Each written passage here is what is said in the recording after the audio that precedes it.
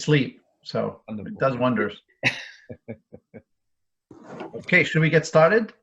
Yes. Because I know we're going to have various officials join us throughout the event. So, Salam, why don't I defer to you to get us going, and I'll pitch in as well.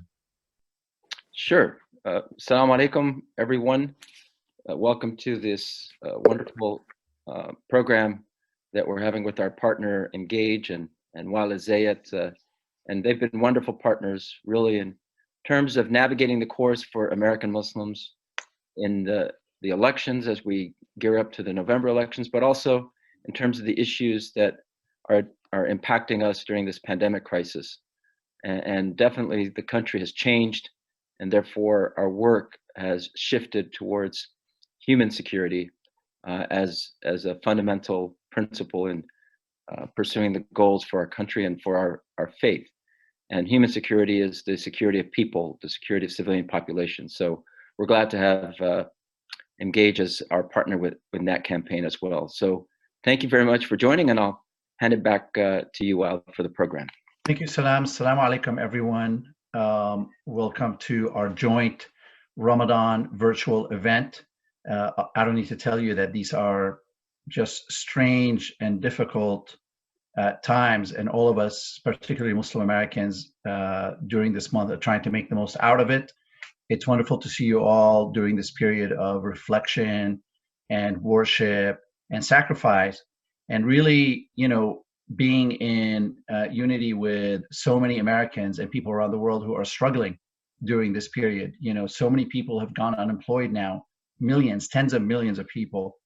So many people are going without a paycheck, with not enough, perhaps, food on the table. And as Muslims, you guys know, those of you who are Muslim, that Ramadan, if you follow it, forces you to think of the other that is less fortunate, that does not have the privilege of breaking their fast at the end of the day, because there is no food, there is no money, and they're fasting every day. That's their life. And so my message to everyone here is to be thankful for the very fact that we're here talking with one another. Those of us who are still able to provide for their families, even if we've been suffering in different ways, or we have family members who have been suffering, I am very thankful for what we have every day here, and for being in partnerships with all of you. This program is really, I think, unprecedented, because normally we do these events in person, and we're very fortunate that many of you elected officials, members of the clergy, subject matter experts, and even entertainers, Zeshan B, are going to be joining us to come together and celebrate this wonderful month. The format is going to be as such. We're just going to welcome our speakers one at a time. There's an order to the madness here, and Salam and I may ask questions if time permitting, but most likely we're just going to let them share their views and their experience and what Ramadan means to them, and move forward in the program. We will not be doing Q's and A's here. This is more just an opportunity for us to hear from them. But time permitting, at the end, I could stay on a little bit more and have more of a dialogue with those who want to stick around. This program will be 2 hours, so we're going to try to fit a lot in it. I do want to thank the MPAC and the EMGAGE teams that have worked, as you guys can imagine, really hard for the last few weeks to bring this event together. I'm not going to name names because I'll always forget somebody, but the entire EMGAGE and the entire MPAC team, particularly Amara Majid, if I were to, she's one of our newest members, and she's really stepped forward nicely in shouldering a lot of this responsibility with a lot of support from everyone else. I don't want to forget, those who contributed. And my last thing I want to say, guys, is obviously this event is free of charge, but you guys know, as nonprofits, and Salam, I'll speak on your behalf if it's okay with you, we rely on your support. If you don't support us, we cannot do this work that we think is important to the community, whether it's civic engagement, turning out the vote, advocacy on issues that matter, talking with policymakers about coming up with better laws and regulations that affect our lives, supporting candidates for public office. For those of us who do that work, all that work is important, and it costs money. And during this period, nonprofits are like all other businesses. We are feeling the pinch. And so anything that you can do now or in the future would be greatly appreciated. That's my pitch. And remember MPAC as well, as much as you remember EMGAGE. We're all part of this important ecosystem. And all of your mosques and churches and synagogues, if those of you from other faiths are joining us, they're also in need of help. Nobody is going through those doors and dropping the few dollars in the bucket. So make sure that you don't forget about them as well. And with that, I want to recognize the great representative, Andre Carson, who's with us. And I know his time is short, so we're going to start with him very quickly. Congressman Carson is a great ally of the community and really of all hardworking Americans. And I want to just give you an opportunity to share your greetings and say a few words with us. And then we'll go ahead and move forward with our program with a Qari who will read a little bit from the Holy Book of the Quran, as well as we'll turn it to Imam Talib Sharif from Masjid Muhammad, the nation's oldest mosque in America. But we'll start very quickly with Representative Andre Carson. I'll unmute you.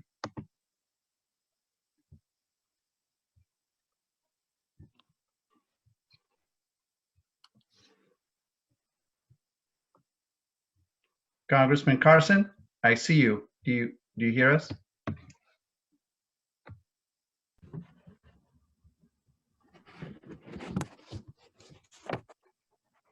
Okay, we will hold off on Andre, and then why don't we go ahead with Imam Talib to say a few words to get us going with the official programming here. Bismillahir Rahmanir Rahim. Assalamu alaikum. And Ramadan Mubarak. Blessed Ramadan to everyone.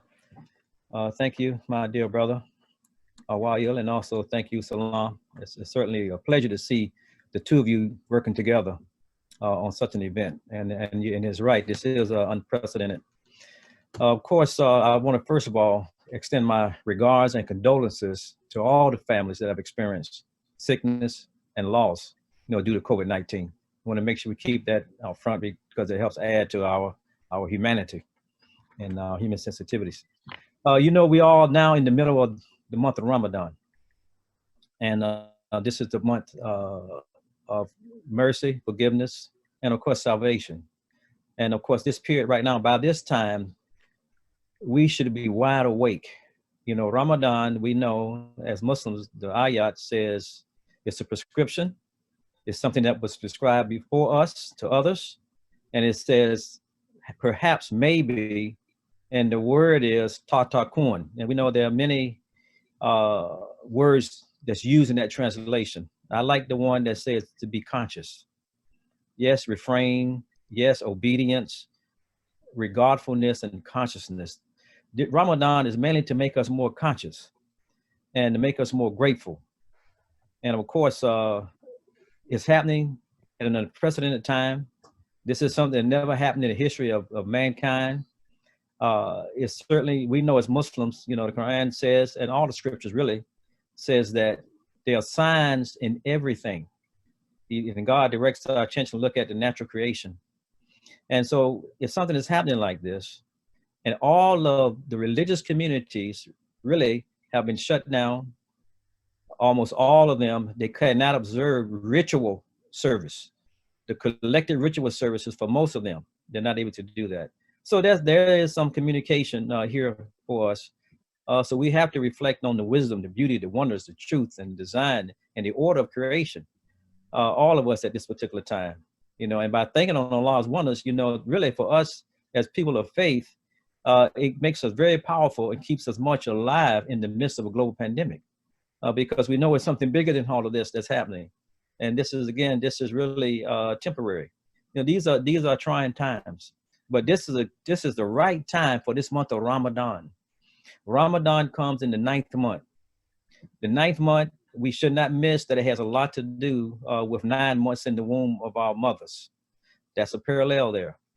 And we know that when we look at the excellence of human life coming from our mothers, when we are born, we are fighting filth, we are fighting germs, we are fighting diseases, we are fighting infections.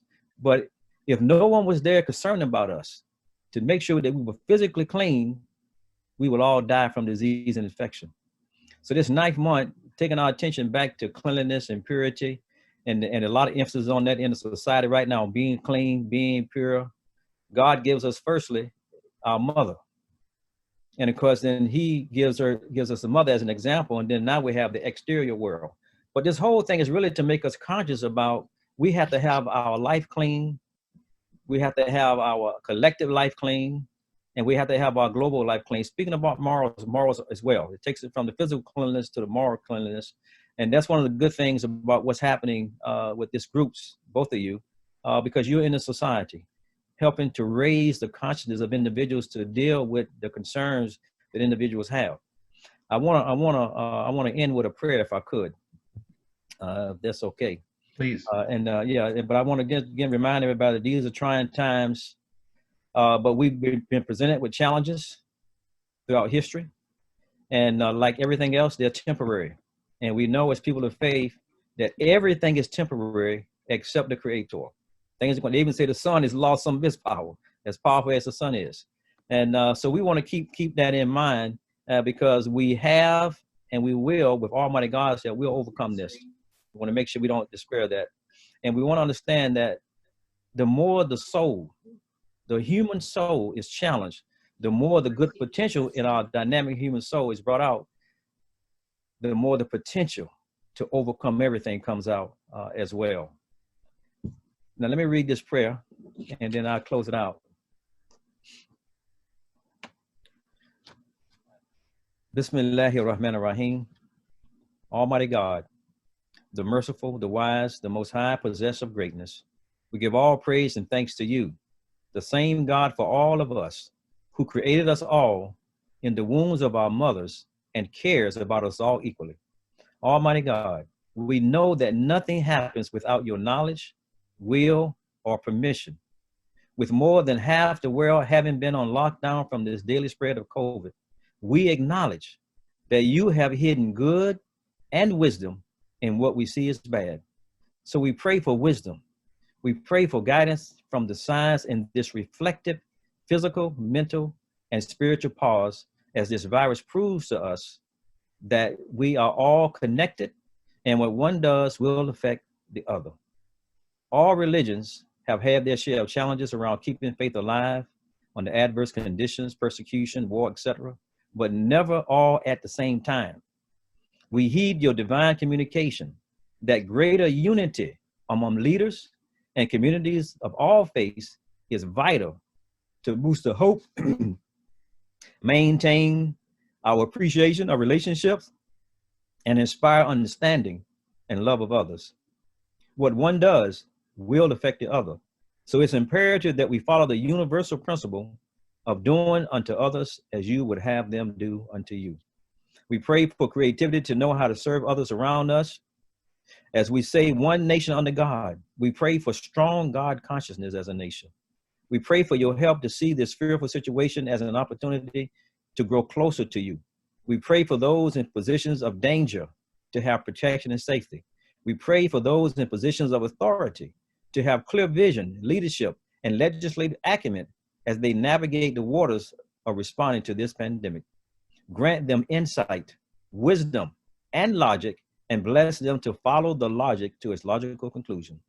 We pray for your help in sustaining our resilience, patience, strength, and inherent goodness as human beings.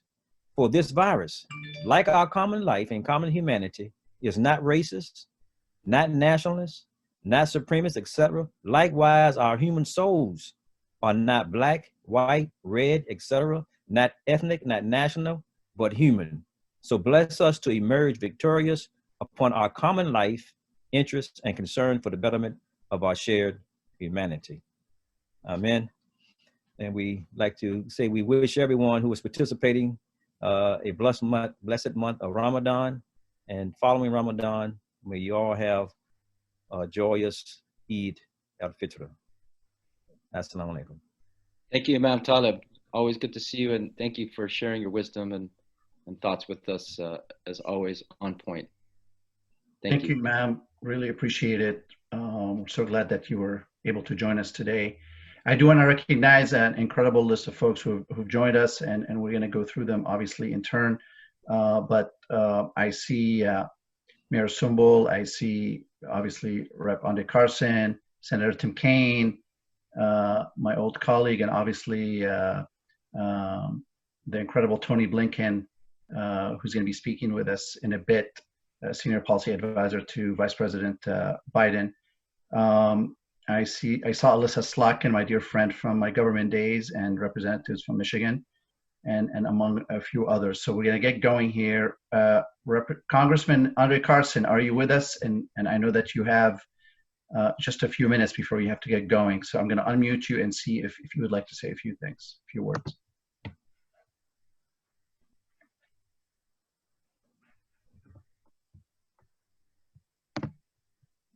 I'm sorry, this is Elissa from his campaign. I think he's having a bit of technical difficulties. We're trying to figure it out right now. So I'm so sorry about that. Okay. That's okay. We'll come back to him whenever he's ready. Okay, I'll let you know. Sorry. No worries. I'm looking here at my list. We're going to go to Mr. Tony Blinken also, because he was supposed to come on at 2:15. So Tony, I'm going to unmute you and give you the virtual floor.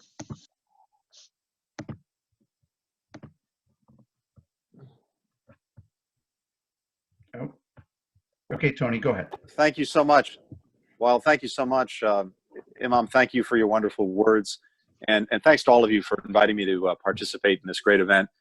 I'm just here, first of all, to wish you Ramadan Kareem on behalf of Vice President Biden.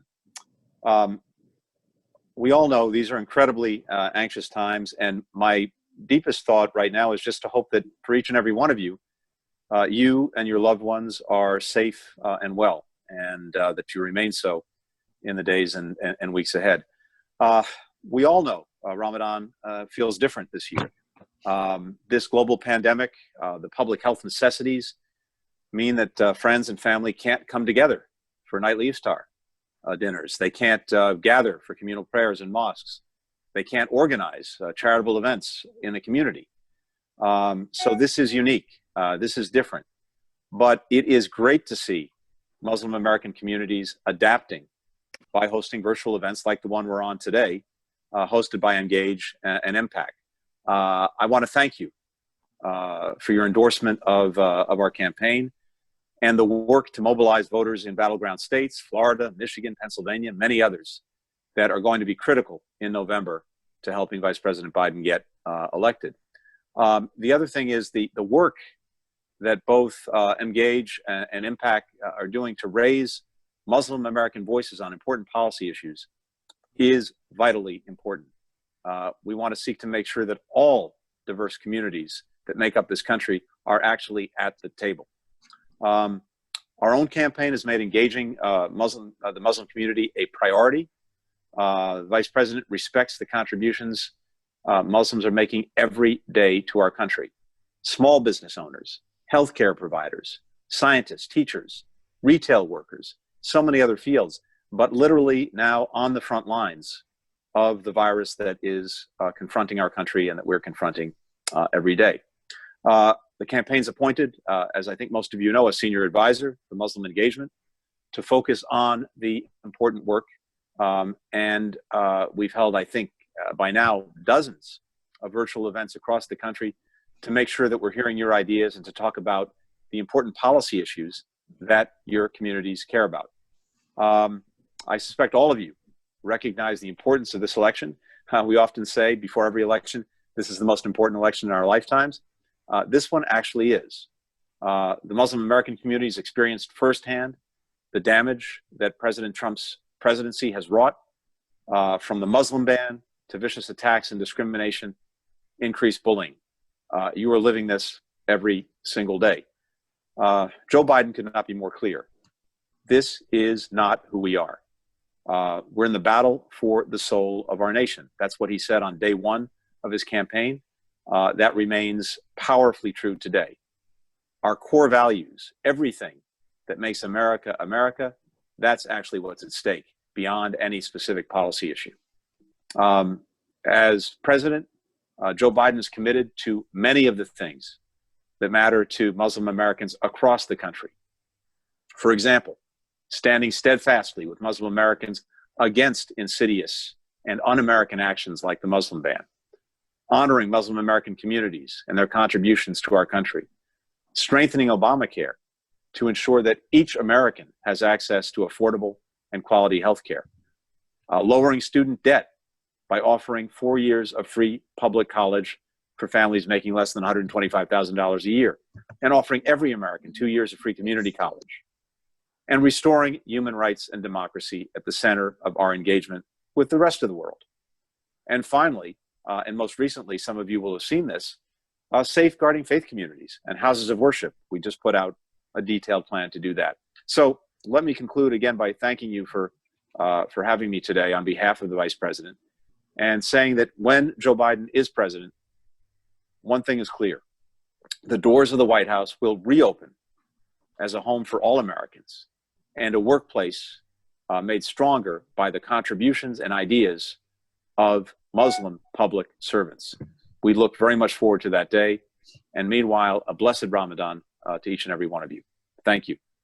Thank you, Mr. Blinken, for joining us, and we really appreciate your invitation to open the doors of discourse and discussion on the most important issues for our society. And we really appreciate you acknowledging how Muslims are on the front lines. 15% of the doctors in Michigan are Muslim. Yeah. There are essential workers,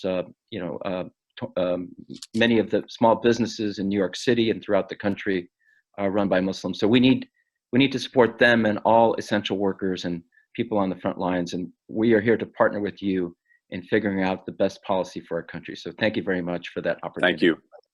Thanks so much, Tony. Really appreciate it. And for those who don't know, the senior advisor for Muslim engagement is our very own Farouk Mita, who's working closely with the campaign. And I don't think he's sleeping because he's always pinging me about it. I mean, I don't know. But same here. He's pinging me too, while at all hours. I'm sure. But thanks so much, Tony. Say hello to everyone on the team. And Ramadan Mubarak. Ramadan Mubarak. Thank you. Thank you. I would like to move to Senator Tim Kaine of Virginia, who's been patiently waiting with us. Senator, thank you so much for joining us. I want to make sure that the comms check here is good. I'm going to unmute you and give you the floor.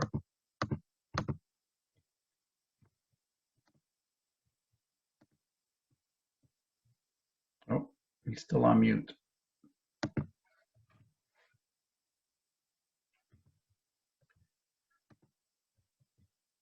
Senator, you're still on mute. Let's see. Now I think I can. Now I can be heard.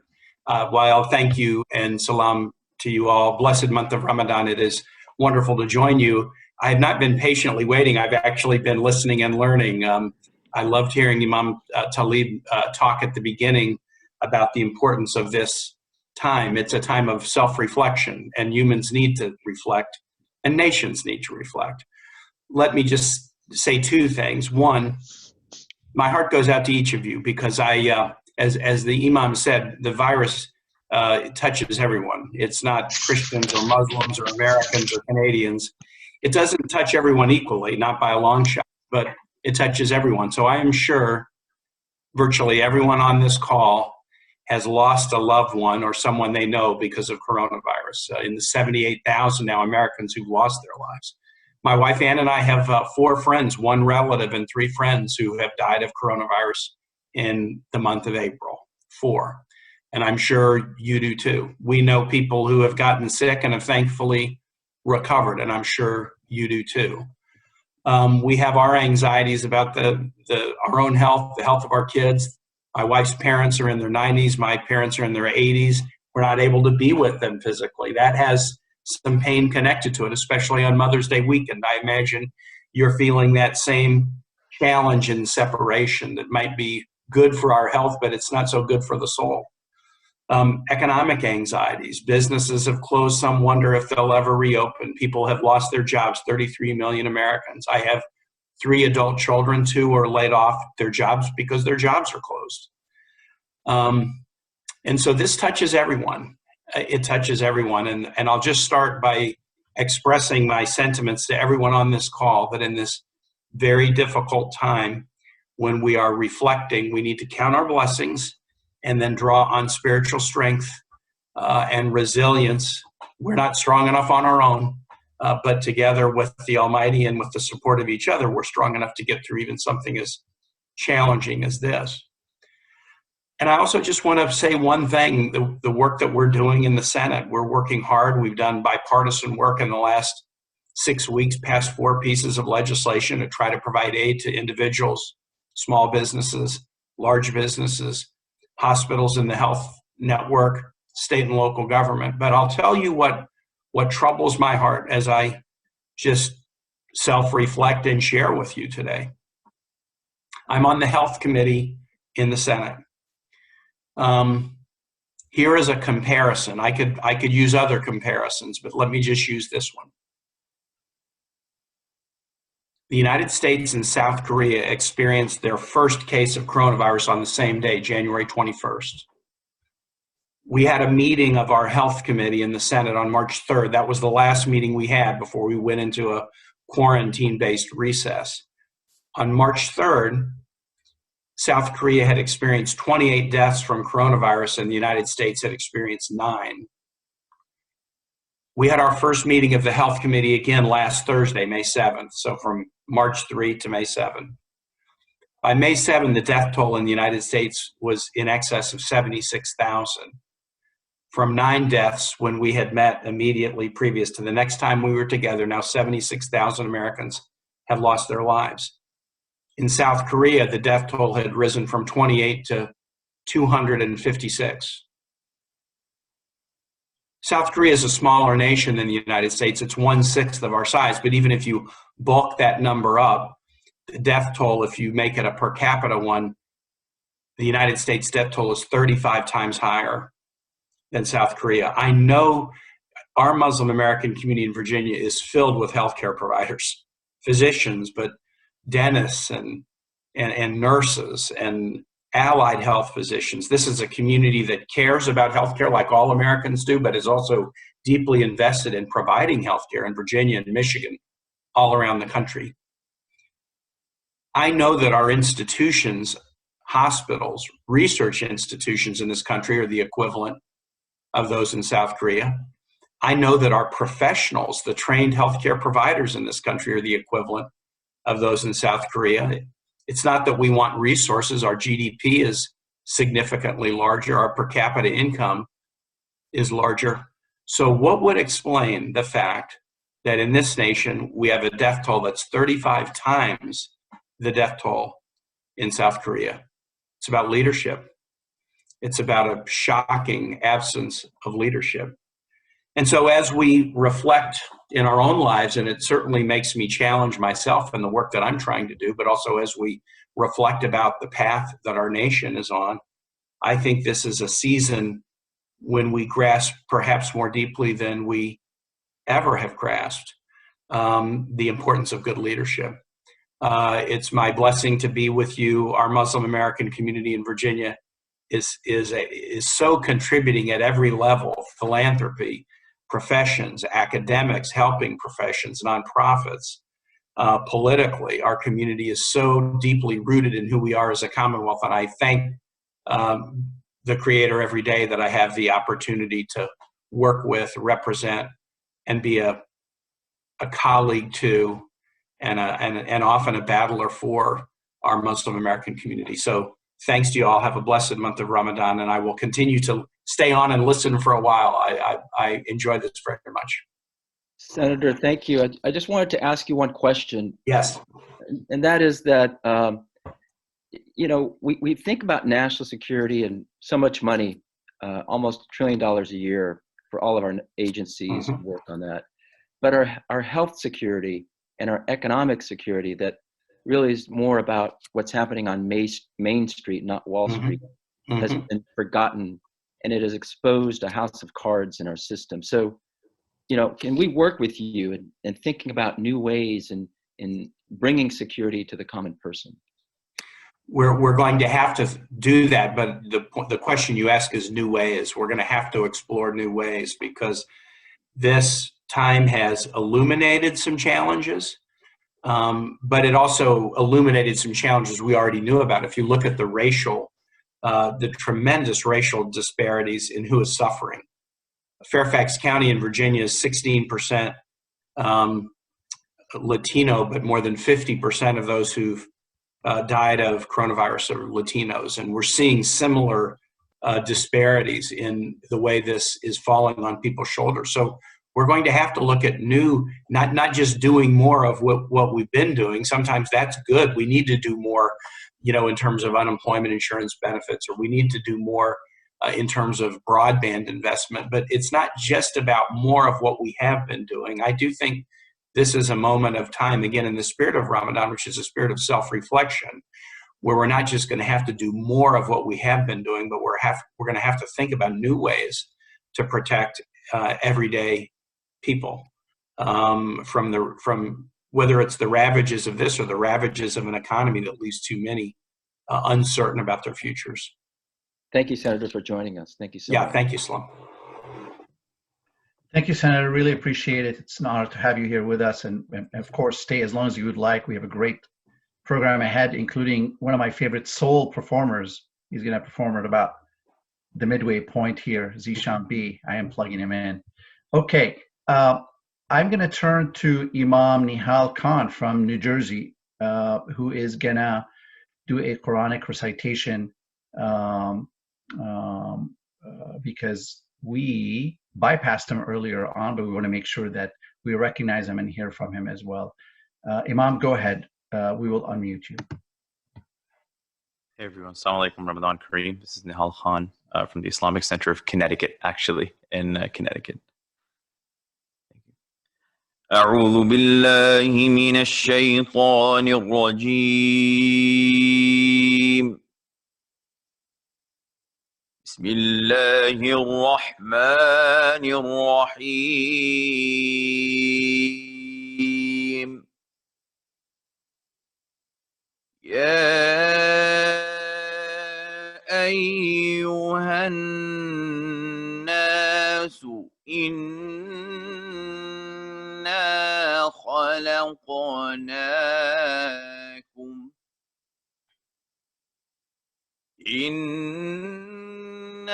خلقناكم من ذكر وأنثى وجعلناكم شعوبا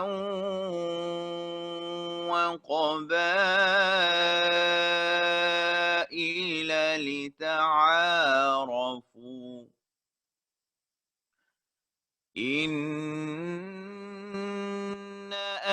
أكرمكم عند الله أتقاكم إن الله عليم خبير.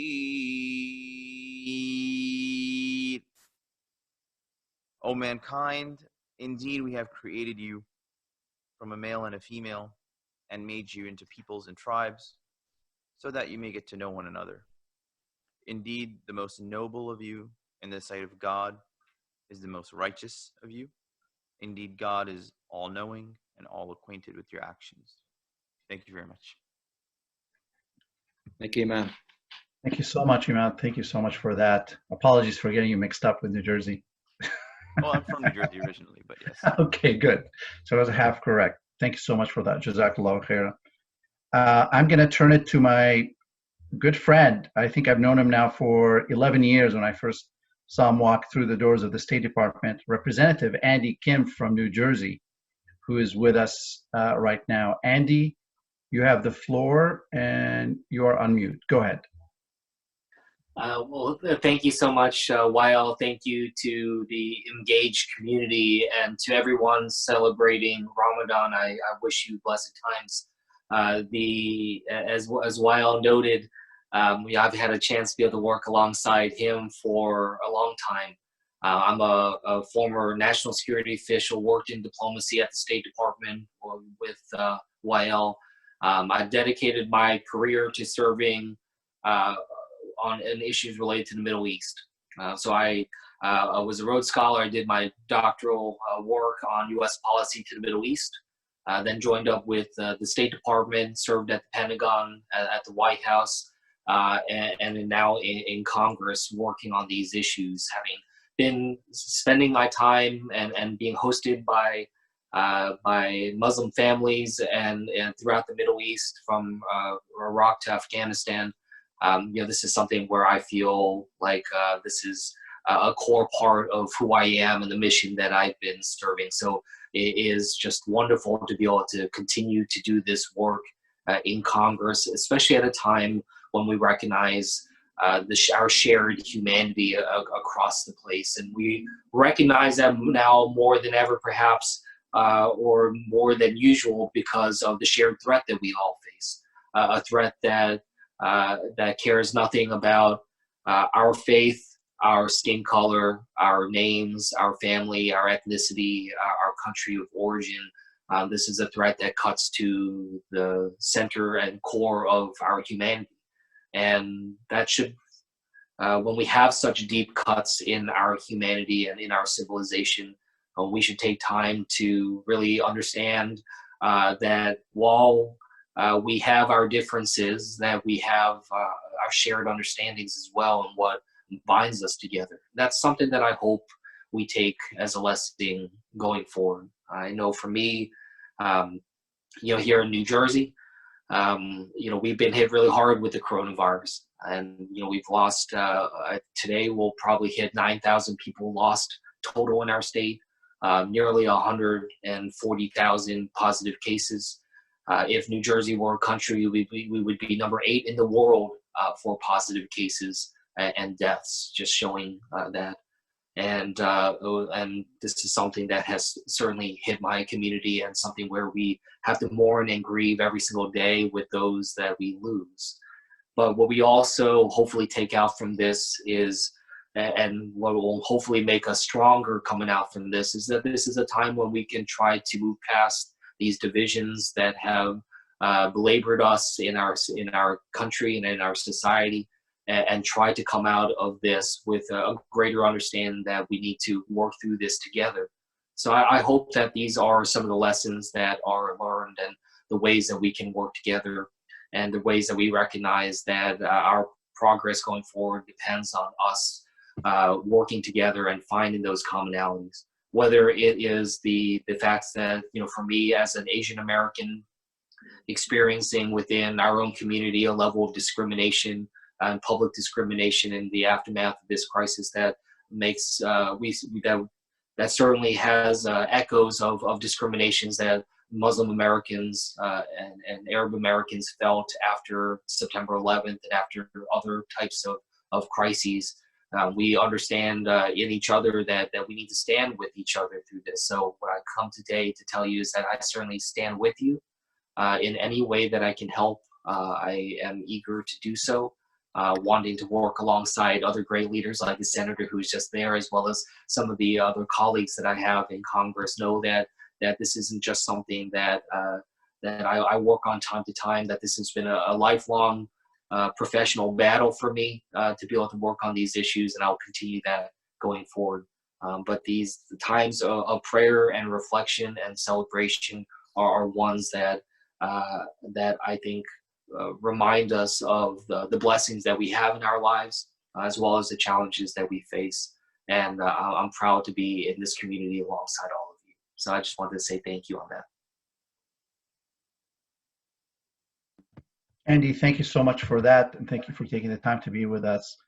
I heard that you were appointed, or is it selected by the speaker, to be on a very important select committee in the House in charge of navigating and helping our country move forward in terms of the economic recovery, the COVID economic recovery. Can you tell us a little bit more about that? That's kind of a big news. Yeah, happy to. Thank you. If people haven't heard, I was named to the Select Committee on the Coronavirus Crisis. This will be a committee of 12 members of Congress from all over the U.S. That are coming together in a bipartisan way to try to help chart a course forward for our country. This includes both the oversight over the multi-trillion-dollar relief packages, the largest relief packages in the history of our country, as well as thinking through next steps like, how do we reopen safely and responsibly? How do we prepare for a second wave that many experts say is inevitable, as well as thinking through how do we supercharge towards a vaccine in a safe and responsible way that will try to make that something that we can get scaled up to what we need as a country as fast as possible. So we have a lot of challenges ahead. And I'm honored to be able to be on the committee and to try to use my experience in national security to draw upon our personal experiences here in New Jersey, dealing with this crisis, as well as hearing from small businesses across this country, as I'm also on the Small Business Committee. So these are places where I'm hoping to be able to have an impact and want to stay in touch with EMGAGE and other communities to know how it is I can best represent. Thank you, Congressman. Good to see you again. Great. Thank you so much. Thank you for having me. Thanks so much, Andy. Can we call on, by the way, I have a newborn in the house. You're all going to hear her, and she's going to say hello in a bit. But can we call on Representative Rashida Tlaib? Rashida, are you with us?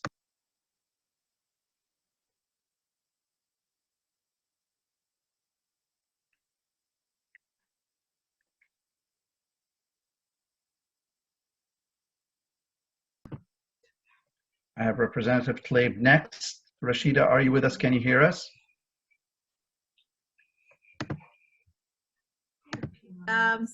Oh, there it goes. Hello, everyone. I'm so sorry. I was delayed on my previous. It's okay. It's okay. Oh, whose baby is that? My baby. Oh, how old? 2 weeks. Oh, mashallah. Boy or girl? Girl, Aveen. Oh, I want a girl so bad. It's too late. I got 2 boys.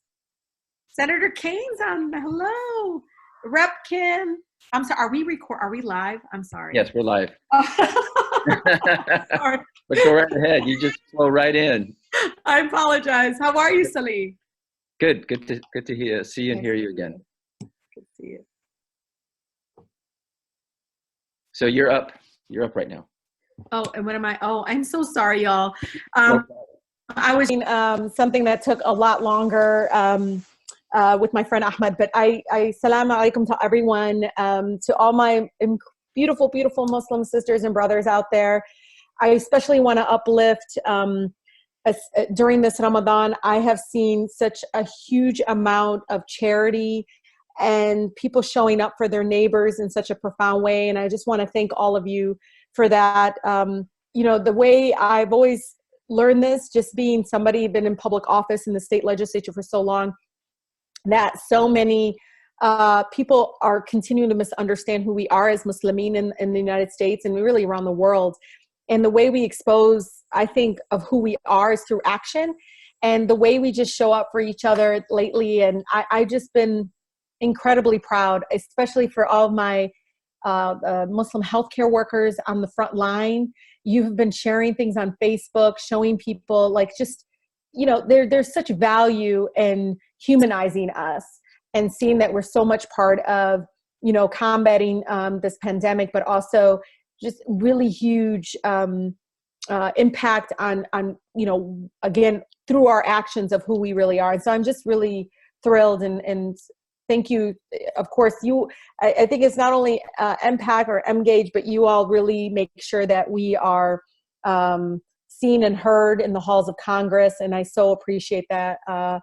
Again, as somebody that's there and one of only 3 Muslimin serving right now, it is incredibly important that you are there. It's hard to doing it only from the inside, but when you have outside organizations, you know, really trying to, again, expose our faith through public service, through advocacy, and helping the most vulnerable. I do appreciate that. Thank you so much for this opportunity.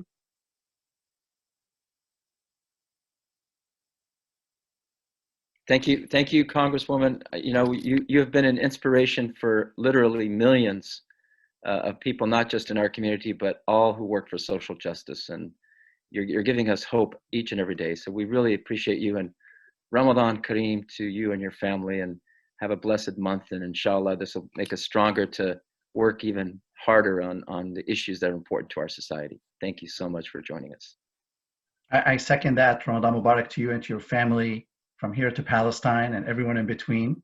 And, please feel free to continue celebrating with us here right now. I do want to mention to everyone that Representative Congressman under Carson just had bad technical difficulties. He wanted to be with us. He wanted to share his greetings.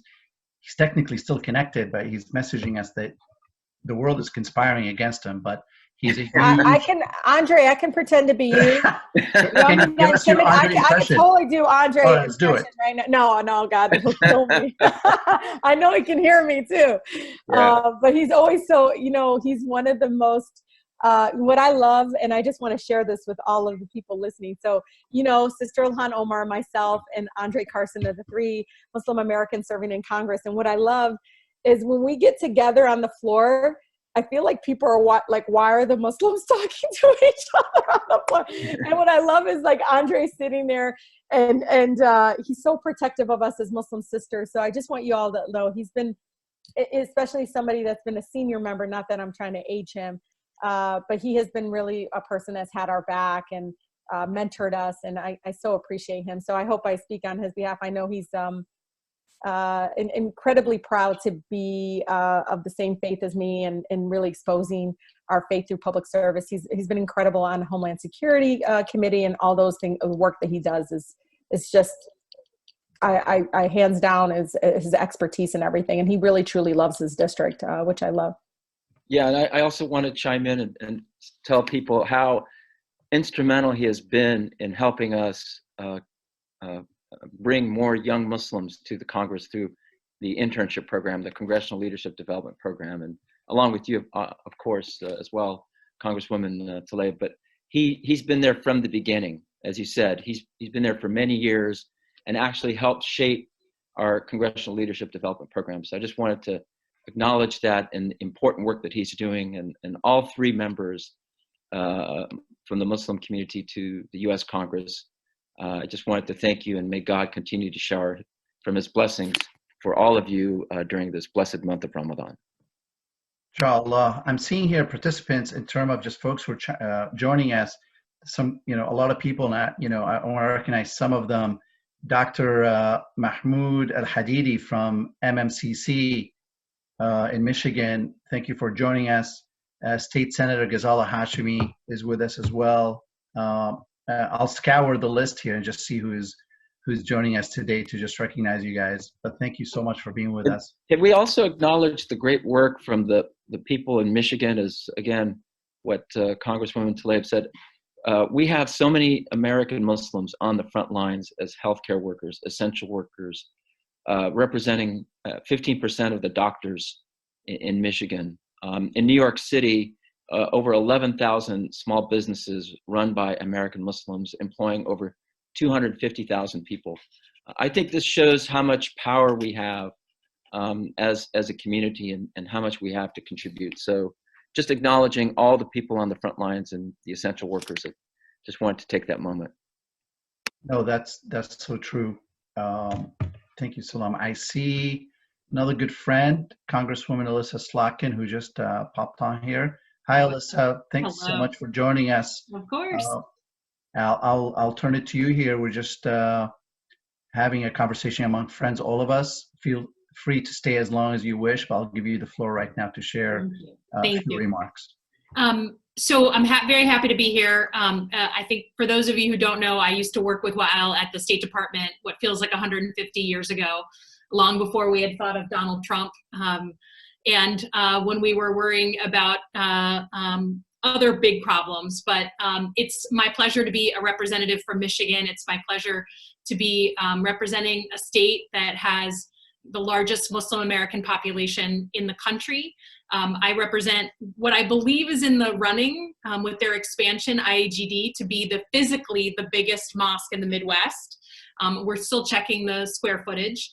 And for me, certainly the South Asian American community was a huge reason why I was able to win some key places in my district and flip a district from Republican to Democrat. So it's my pleasure to be here. I know that you all are talking to a bunch of different legislators today. I will just say that for me, I mean, Michigan has been obviously so hard hit by COVID-19, and we have the 3rd highest death rate in the country. per capita and half of the bed space, hospital bed space of New York. So we really feel and felt the pain of this in a very real and visceral way. At the same time, like, I just couldn't be more proud of Michigan and how we stepped up, and how our manufacturers obviously like stepped up even before the Trump administration asked them to do anything, just to retool and provide medical equipment and supplies and support to our hospitals, but people around the country. So I think Michigan has really shined disproportionately bright in this crisis because we got to work like we always do. You know, I think the thing that makes organizations like EMGAGE really good is it just brings together a whole bunch of people towards a common cause. And there is obviously never been a more important election. We always say that. Certainly Democrats say that for every election, but it is actually true for this election.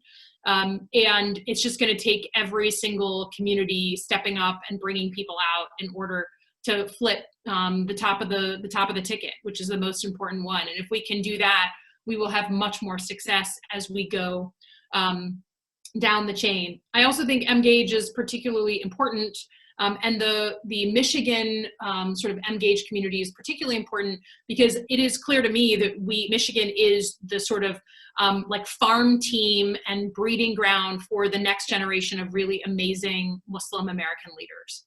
Rashida obviously is super high profile, but we have a ton of state legislators who are moving their way up and I think really setting the bar for what it means for that next generation of leadership. And Michigan is producing that. We are the place where that is most dynamic.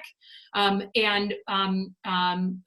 was watching last week when we had the protests in Lansing, that, you know, that's my district. It's our state capital. I don't think anyone watched those protests and felt good that that was representing Michigan in any way, in a good way. But I don't know if folks saw, I don't know if he's on here, Yusuf Rabi's video that he did from like his car after getting out of the state legislature, and just a very raw, very real response to seeing, you know, big groups of men carrying weapons inside our state capitol. And I think that voice of saying like, do you know what it means when I see a swastika on a sign? You know, do you know what it means to us when we see a noose hanging? That is the kind of like powerful first person experience that I think speaks a lot louder than just our state. So I've been really proud to be a part of this organization. And especially now during Ramadan, when you know, people would normally be getting together incessantly with their families, like it would just be this high concentration of family time. I know how difficult it is for families not to be together, but I really appreciate, Wael, you bringing everyone together, giving me some time to say hello, Ramadan Kareem, and I'm just happy to be. Thank you so much, Elissa. Ramadan Mubarak to you as well. You know, it's just on a personal level, it's incredible to see you and some of my other friends like Tom Malinowski and Andy Kim. You know, I've known you guys for now over a decade, and just to see all the great things you guys have done and continuing to evolve and create what it means to be a public servant, irrespective of everything that's just happening around us. Because at the core, that's who you guys are. And I think our nation owes you all a debt of gratitude. And we wish you all the best of luck. As a disclaimer, this is a nonpartisan event. It's fine. It's totally fine. Sorry, I'm so sorry. Forget all of that. Forget all of that. It's okay. It's okay. Rashida's fine with There's that. Rashida. Are there any Republican members on this? I'm so sorry. Yeah, so sorry. just to making, like, I'm just also, Elissa, like, are there any Republicans on this? Got it. I just apologize. You know, I'm very bipartisan. I'm very bipartisan. She is. Freedom of a lot speech. more than me. Like, it's okay. It's okay. I And also, I want to recognize wow, that this, could I, well, I want to just say that let's not forget about the good work that MPAC, the Muslim Public Affairs Council, does. They're one of our strongest partners nationally. And quite frankly, when I took this job, Salam was one of the first people I talked to. I'm like, what the hell am I supposed to do here? And he's been a great mentor, great supporter, And you know, our community is so fortunate to have someone like him toiling in this very thankless work, for the last almost 30 years. I've been doing this for 3 years and I'm like tired. So I'm very tired. So I don't know how you're doing it, and you know, with charm and grace. But go ahead. I think with people like you, it's always a blessing, and we see the hope, so that's what keeps us going. But to Representative Slotkin, on a more serious note, and an unfortunate one, you know, we witnessed the shooting down of Ahmed Arbery in Georgia, and then you mentioned that you have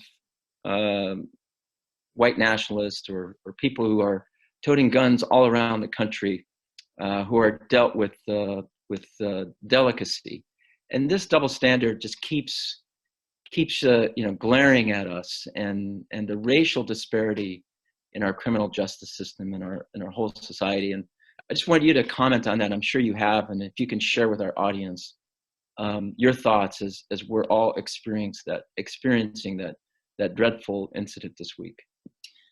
Yeah, I mean, listen, what was really interesting, I don't know if folks caught this, but after we had the protests here in Michigan, and there was all kinds of national media, when the legislators went back to work, maybe Wednesday of this past week, one of the reps who's in my district, Sarah Anthony, she's an African-American woman. She had folks reach out to her, African-American, I think they were all men, who said, listen, we're big believers in the Second Amendment. Do you want us to escort you, you know, with our weapons up to the Capitol? And she didn't ask for it, but she took it based on, you know, she had been really impacted by the protests themselves, and that visual of African-American men carrying semi-automatic weapons. You can only imagine if that same group had tried to bust into the Capitol and get into the gallery, how they would be treated. And it was such a visual comparison that it was hard to miss. It was hard to miss. I mean, listen, it is extremely clear that the treatment of the folks, you know, using their First Amendment rights to protest, but then carrying weapons and using all these horrible signals are treated very, very differently.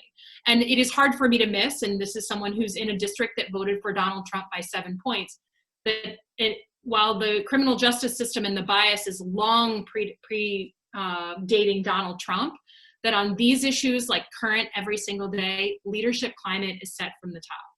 And while I understand it's not a political event, if we have the President of the United States, the Commander-in-Chief, and I say this as someone who worked for the Commander-in-Chief, both Democrat and Republican, if the Commander-in-Chief is using permissive language around these folks, we shouldn't be surprised that in the week after that protest here in Michigan, we've seen people assault workers who tell them to wear masks.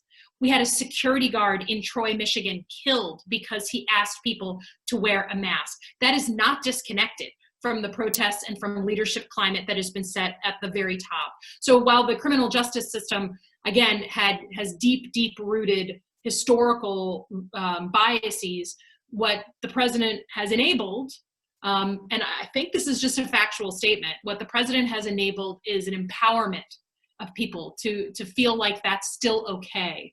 And so it's obviously deeply concerning for any minority group, and exacerbates the discrimination that we already had in our criminal justice system. And it's a reason why reform of the system, often state by state to make real progress, is something that's, you know, was top of mind before COVID-19, I'll be totally honest.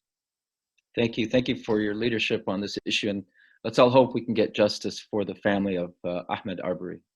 Yes. Thank you. Who is that, Rashida? That's my 8-year-old. What's his name? Yusuf, sorry. Salam He's Yusuf. 9. Yeah, he just left. He always asks me for things while I'm on Zoom, Elissa.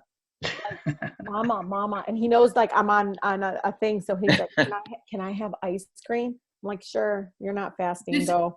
I know my 9-year-old doesn't. This is a perfect example of the wonderful diversity of the Michigan delegation, that what is interrupting Rashida is her lovely son, who is picking the opportunity, you know, while she's on camera to engage her. while I was on a Zoom 2 days ago, I'm sitting here and I live on a farm in rural Michigan, and I can hear gunshots, and they're close enough to my property that I know it's on my property.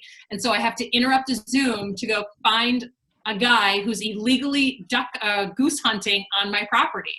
And so the lovely Democrats, and Republicans of Michigan are a very diverse group, and that's a good thing. Our diversity is our strength in this state. And it really is the lived experiences. I mean, sometimes hearing Congresswoman Slotkin talk about losing her mother with, our broken healthcare system, it's actually the most powerful. I don't know, she doesn't even remember. I was sitting on the floor, I teared up because it was just so powerful. But it's sometimes our lived experiences more even just, some people say the first this, the first that. And I'm like, yeah, but it's really our lived experiences with all of this incredible freshman class. It really has tried to humanize. Oh, there's the baby. I'm sorry, you can't bring the baby to There's a baby. Oh, she's beautiful. Baby. Are you running for office, Wyatt?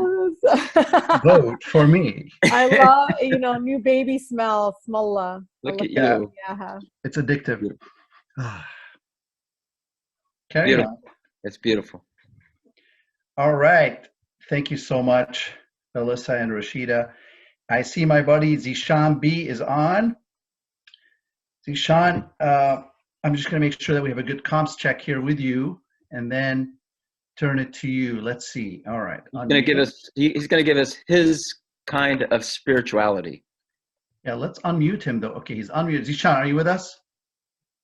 There you are. Zeshan. Hello. Assalamu alaikum, man. Hey, buddy. Zeshan, how are you? Hey. Long Great time no Congresswoman see. is here. Good to see you, Zeshan. Great to see you. Good to see all of you. And it's good to see so many friends, new friends, old friends, and Wa'al and Salam. Thank you guys for having me on. And last time I was with Rashida. I was filming her for a music video in Dearborn, and it was hard to do it because she was thronged by all of her constituents. Even though we weren't in her district, it was just like a menagerie of very beautiful Arab people, just like assaulting her. It was awesome, to see a politician in action, like holding court, and to be part of that. And so I guess it's a little bit of a different situation we're in right now, Rashida, wouldn't you say? That's really, really hard I don't want to get, I'm in like a spiritual positive mode today. But it's been really hard to see a lot of my neighbors directly impacted, Zeshan. You saw we were together and there was families all around. We were all in close quarters eating knafa and really enjoying ourselves. But it's extremely painful to see people at the same time resilient though, Yes. coming together. I just saw so much resilience. In my city, in the city of Detroit, every corner is strength. You can feel it. But if anything though, people still, I know I miss the human contact and really being near people, but in some ways we're getting closer together because we're in this hall together. Yeah. We've got Zoom, right? Yeah. Speaking of uplifting, Zeshan, I think you're gonna uplift us with some of your incredible music. When you guys say resilience, to me, that's one word that comes to mind when I hear your music. There's something so visceral about it. It's like from the depth of the earth and just lifts all of us. At least for me, it really resonates with me. Oh, so when I first heard you, honestly, I didn't see your picture or your video. I just heard your voice. I'm like, who is this guy? And then of course I was doubly shocked when I saw you. I'm like, what? And it was amazing. And so, but I've been so happy to know you now for almost 6 months, and to enjoy your music. I'm so glad you're able to join us. You're a big star, man, and you're all right. I just saw you on MSNBC with your lovely wife, who's on the front lines as a doctor herself in Baltimore, right? That's correct. Yeah. Thank you for the love, Wa'il, and everybody is aware of the fact that you just had a child, right? Are you holding her? Yes, he made it very clear that he has a child. There she is. Come to us with a child. Can you tell everybody her beautiful name? Her name is Aveen, Aveen, which means love in Kurdish. My wife is a Syrian Kurd. Oh, wow. And part of our agreement was that she was going to name the firstborn. And here we go. We have Aveen El-Zayat. Well, Aveen is such a beautiful name. And Wael and I were talking about that because recently I wrote a song about the beautiful names that we as a community have. And I'll get to that in a second. But yeah, it's been interesting to, to see, and it's inspiring to be around, a doctor. My wife is an anesthesiologist at Johns Hopkins, and the fact that she's, out there on the front lines, she's been working nights lately, and I've, it's as disheartening and as demoralizing as sort of, as Rashida was alluding to, for those of us who need, who thrive on human contact. And even in my case, I've, had my concerts canceled, some of my press appearances canceled because of the pandemic. And to me, I've had to really dig deep and find inspiration. And I found so much with my wife and just her resilience. And she's also from a community of color. She's Hispanic, and seeing the resilience and the lack of entitlement that those people have. As earlier the sister was talking about the white guys going to the Capitol with their guns, it's a total, it's total opposite, and it's just inspiring, and I think that we appreciate all the support we got, and I'm glad you were able to see the segment, and it's an honor to be here. So my guess is you want me to sing and not talk. Is that correct? Both is great, but we'd love to hear you perform. Well, I want to do something.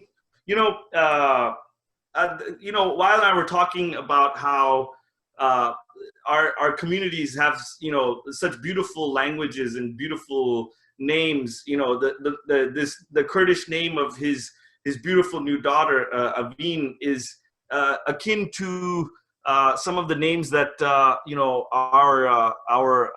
my ancestors had, and there's a song I wrote recently that sort of extols the beauty of one of these names. It's called Noshin, and so it kind of sounds like Aveen. So this one's kind of like for Aveen. This is like hopefully soul food for her as she rests in Wael's arms right now. So I'm going to sing this song, Noshin. Are you guys cool with that? Can I get an amen? Amen. Let's do it. All right. Here we go. Can you guys hear me okay? Yes, we can hear you. Great. Yeah. Fantastic. Here we go.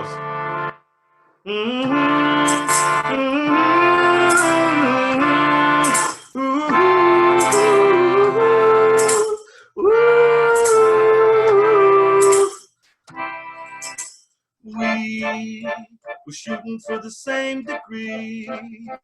You work so quietly. Your eyes on the prize, but not on a guy like me. I was tangled up in my own strings, learning how to spread my wings, finding my way to my rite of spring. You have played with pain, had no time for games. Can't stop saying your name. No, she's forever through my dreams. A slow motion movie scene.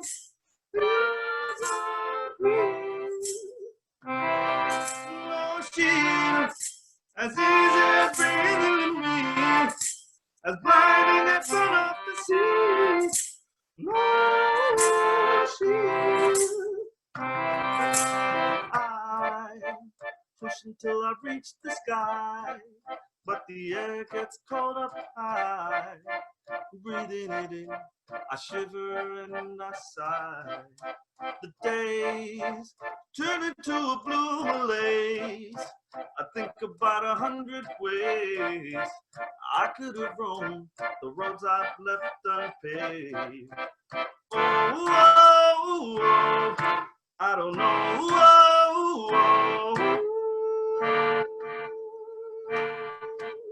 My grass is so green, no shields, forever flow through my dreams. A slow motion movie scene.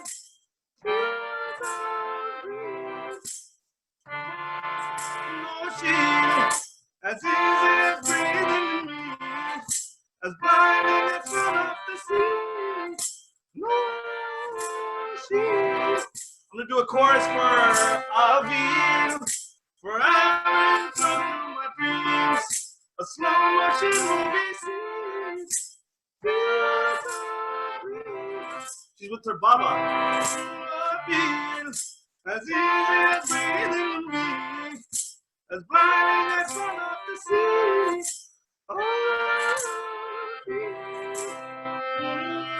Oh, she to him mera iman hoti, tere dil zindagi gum thi.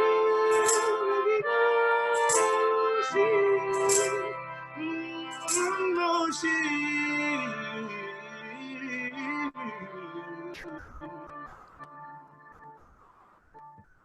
That's amazing. It's incredible, man. Thank you, sir. Thank you. Did you hear that little shout out to your little bundle of joy? She loved it so much. She's ready for a change. She's ready for a change. I'm not kidding. I made her go. You relaxed her. You totally relaxed her. I relaxed. Maybe I relaxed her a little too much. It's okay, man. Yeah. That was really incredible, man. You're so talented. I'm seeing all these. Do you actually play all these instruments on the wall behind you? I do. Well, I tried to at least. That's the Wurlitzer piano behind me. And then this is a tanpura over here on my left. In fact, I'll show you guys, this one. Wow. This is where the song Noshin actually came from. Because, I'm always about my heritage, just like a lot of you. And for me, having grown up, having, parents from the Indus River Valley, from India, having grown up with that beautiful musical culture, I've always kind of found like, inspiration from that. And so this instrument here, let me play it for you guys. Can you hear this? Very, very, recognizable sound that was appropriated by a lot of white British bands in like the 60s and 70s, but rightfully from the Indus River Valley. And the song Noshin came from my riffing over that, like Noshin, tu hi mera iman ho din, tere bil zindagi ghamgin,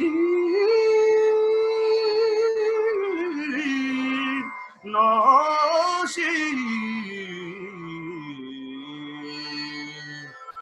And so, I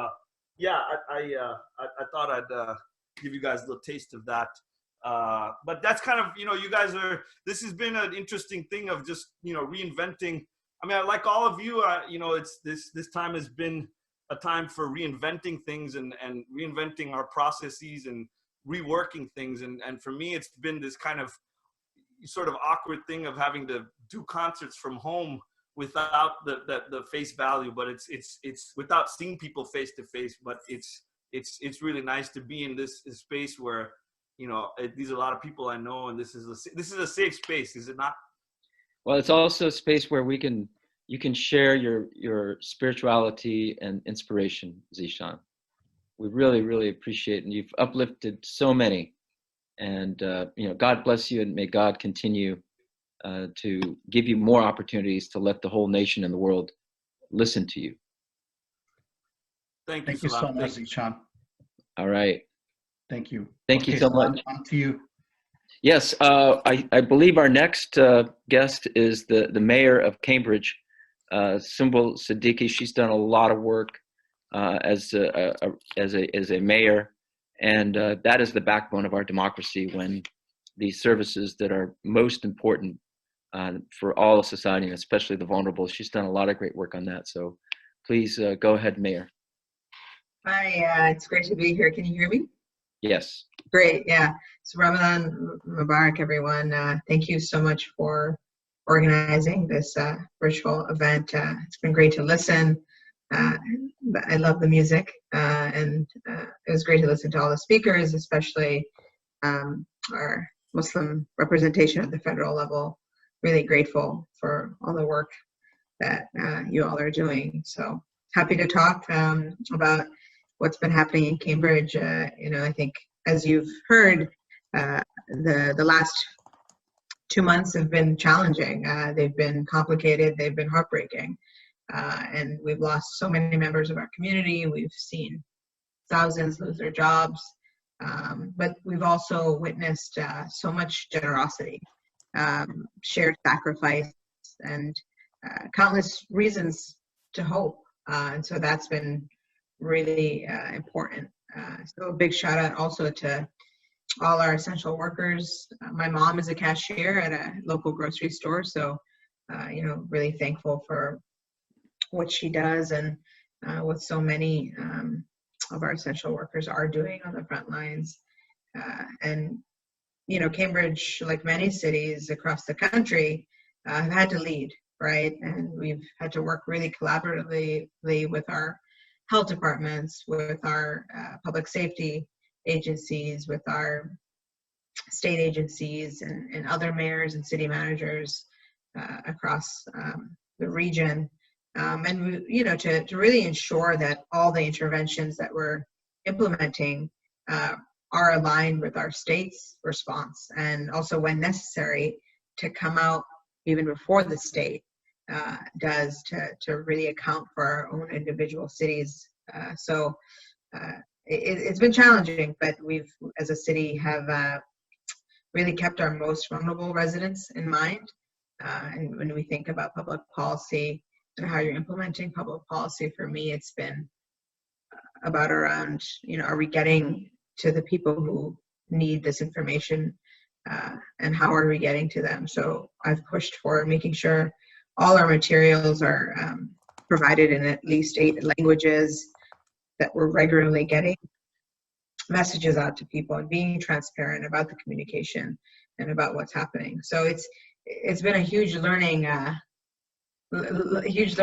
curve, but I was inaugurated on January 6th of this year, and I didn't expect that. I think no one, as we know, expected this to happen, but it's been a humbling experience and really, really, really challenging. But I think, I've also seen how much people have come together. And as a city, we've been able to do things that, we always, I think, said, oh, that's never going to happen. But now we're seeing, I use schools as an example, need to really quickly shift and say, okay, we have to get hotspots to families who don't have internet at home. We did that like that. We have to get Chromebooks. All things that should have been you should have been doing before. But really, this pandemic has allowed cities to see, oh, we can do all this, actually, and do it quickly.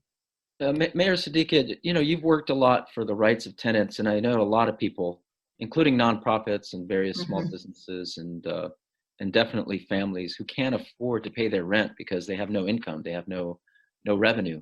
So what is your recommendation, as we go to the state and federal government in trying to get some relief for them, maybe get the banks to defer these payments, extend their leases, so that we just consider these few months to be really a grace period where we don't kick people out of their homes and people out of their businesses?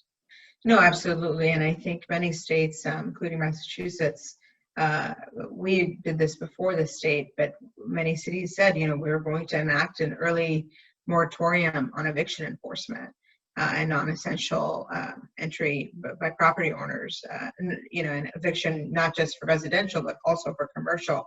And the rental piece that's been very challenging. And so that's why we reactivated our Mayor's Disaster Relief Fund, and a lot of payments that we're making through the fund, which has raised almost $4 million, has been to cover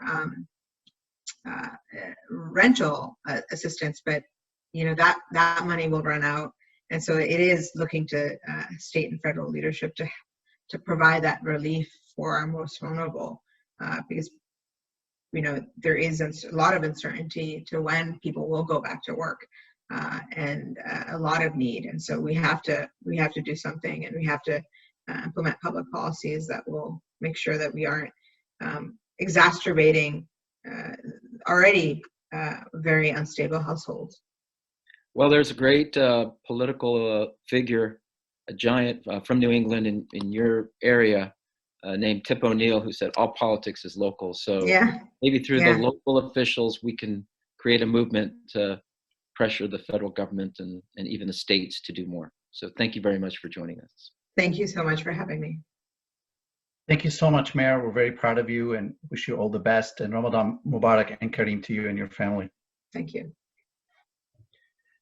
I think we have Mr. Arsalan Suleman next, if I'm not wrong. I'm looking at my list. Arsalan, you're with us. I'm going to unmute you. I'm here, Wael. Hello. Assalamu alaikum. How are you doing? Wa alaikum salam. I'm doing well. How about yourself? We're doing great, alhamdulillah, and we're so happy for you to join us here.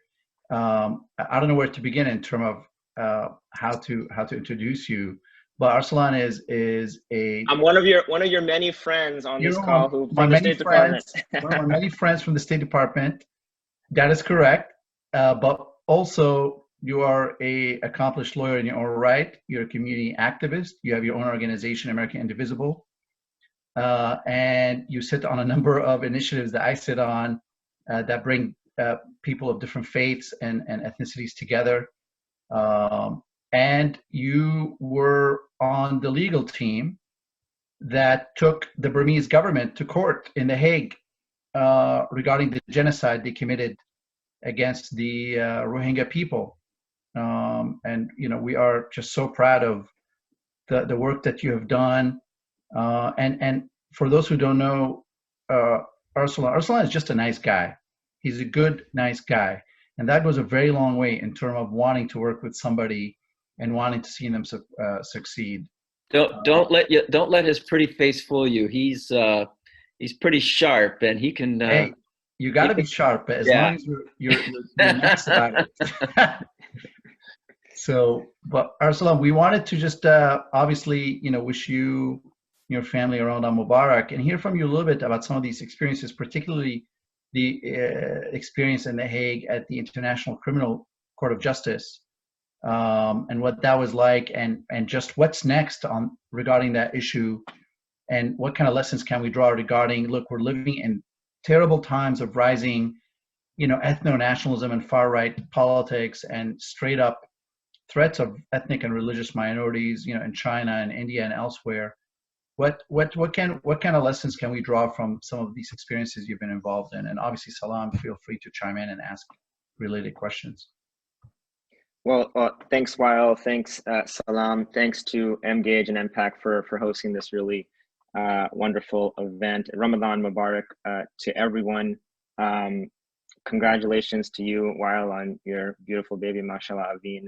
It's really, fantastic to share and to remember the beautiful things in life, the joys like, newborns, when we're also reflecting on such difficult challenges that we're facing, not only with the pandemic, which has forced us to convene in these types of platforms, but also the really heartbreaking, infuriating issues of injustice that we see everywhere you look.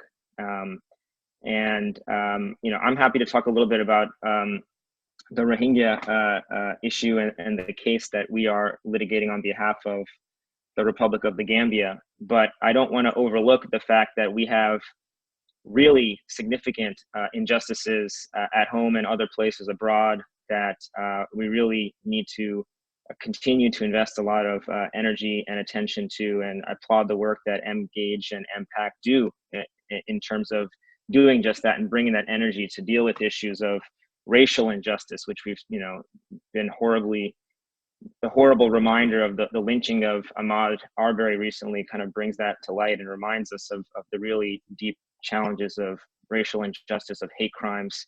And we're also facing an unprecedented challenge to the rule of law, with rampant corruption and abuses of power at the top level of our government, as well as the deepening and continuation of many injustices in so many areas of public policy, including health, education, housing, economic opportunity, the justice system.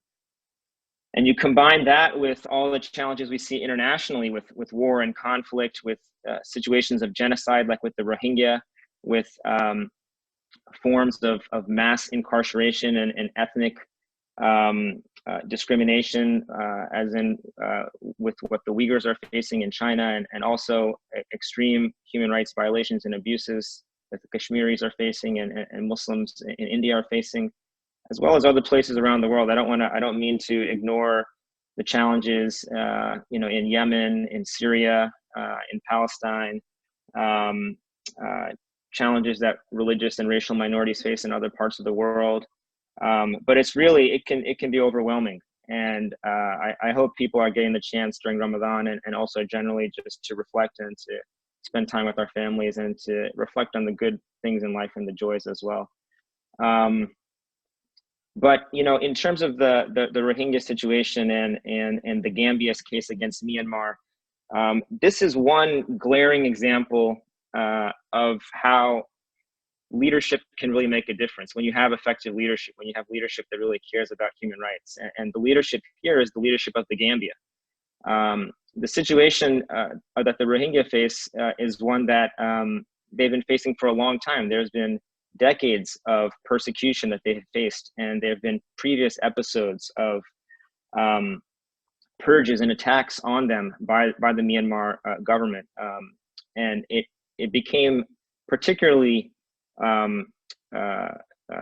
horrifying and genocidal in 2016 and 2017 when they engaged in these clearance operations, which included really terrible acts of mass murder, of mass rape, of targeted killings of innocent civilians, in particular children and the elderly, really horrific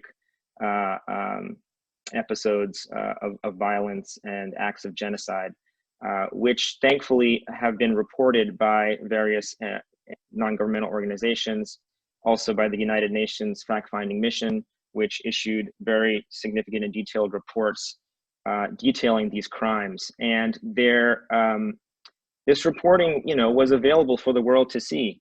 The UN Fact-Finding Mission report came out in 2018, and there was another significant report from them in 2019. But human rights organizations had been reporting on the situation of the Rohingya for long before that, for many years before that, many of which were also calling the situation, even prior to 2017, genocidal in terms of the systematic repression that the Rohingya were facing.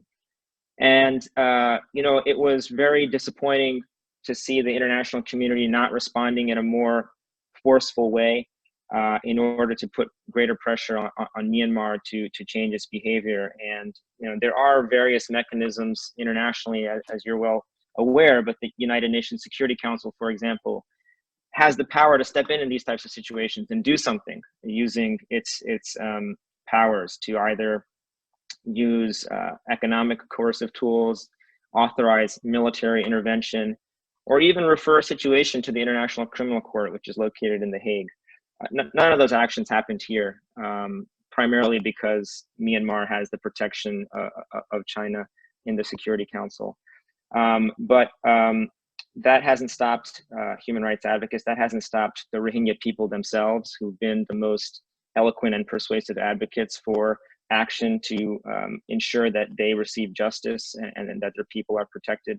And ultimately, that type of advocacy led one particular leader, the Attorney General and Minister of Justice of the Gambia, who had the honor to visit many of the victims and refugees who are currently in refugee camps in Bangladesh. He heard from them their stories of their treatment, and he himself had prosecuted genocide for over 10 years in the Rwanda context. And he knew that what he was hearing was genocide. And so he led the creation of a committee within the OIC, the Organization of Islamic Cooperation. And that committee, he moved that committee to consider and ultimately authorize a case against Myanmar under the Genocide Convention, which was adopted right after the horrors of World War II with the Holocaust. And it was meant to ensure that genocide never happened again. It criminalized genocide internationally, and it put an obligation on all countries to not commit genocide, to prevent genocide, and to punish genocide wherever it occurs. And acting under that treaty, which the Gambia is a party to, as is Myanmar, the Gambia filed this case in 2019, in November, and it moved the court to take emergency actions. It said that the Gambia said that the Rohingya continue to face the threat of genocide. It's not just that it happened, it's continuing to potentially happen, and the threat is there. And the court considered the arguments, and we, the Gambia and the legal team, argued this case before the court in December. And we had the opportunity to stand up in court, the first time this Rohingya case was heard in open court, and the first time that Myanmar had to defend itself. And they sent their state counselor, Aung San Suu Kyi, to defend the state. And it was a powerful, powerful moment for the Rohingya. I can't tell you how many messages of support and thanks that I received from Rohingya around the world. And we had the honor of including in our delegation several Rohingya, including a few who came directly from refugee camps in Bangladesh, who were there to witness this historic moment.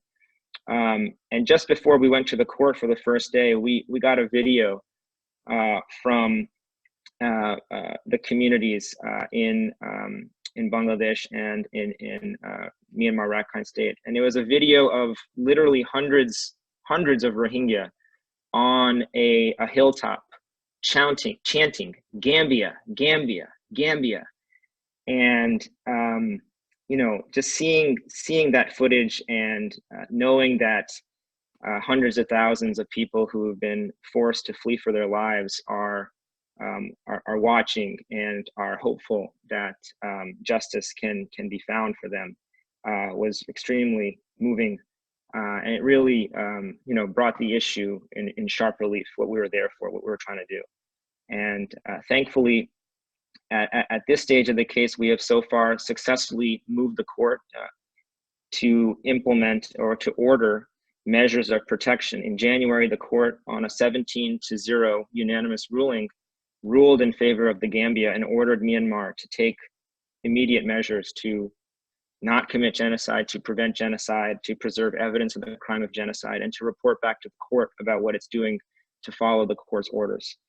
And that was an important indication that indeed the Gambia had the right to bring this case. Indeed, the Rohingya are a recognized and protected group under the Genocide Convention, and that Myanmar as a state would be held accountable through this process for its crimes.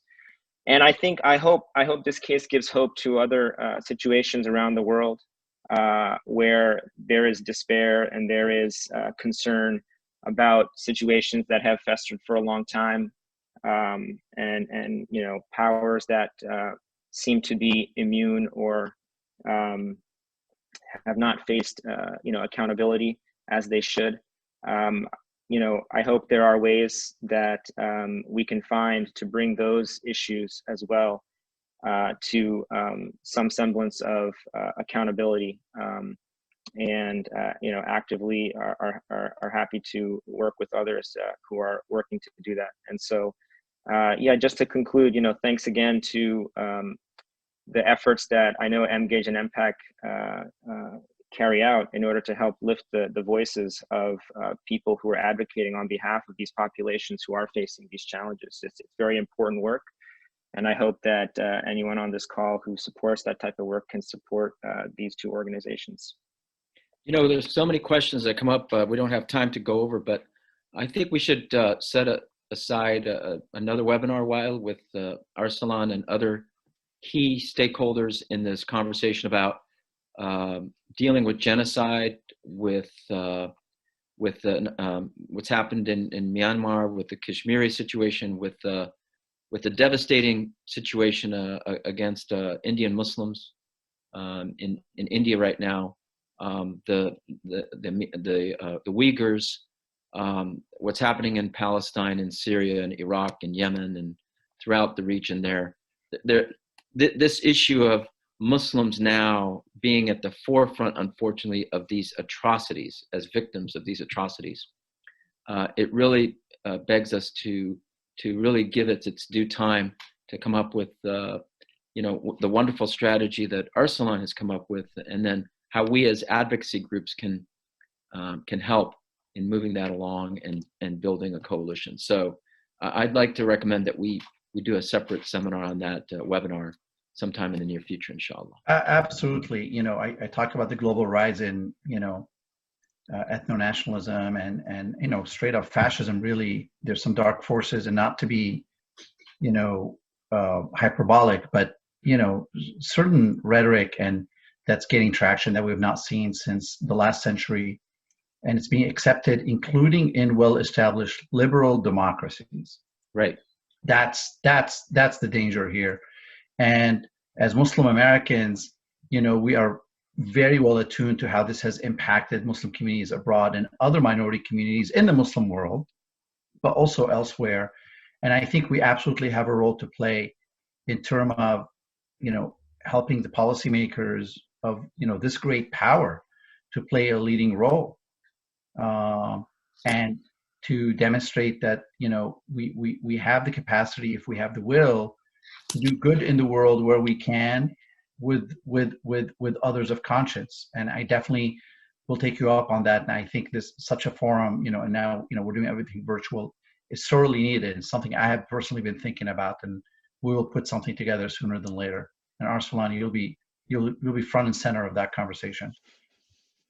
Be happy to participate. That'd be great to talk about this further. I mean, as we all noted, there are so many challenges, there are so many opportunities, and not to get political, but this November is an important opportunity to ensure that the missing leadership, the United States is absent.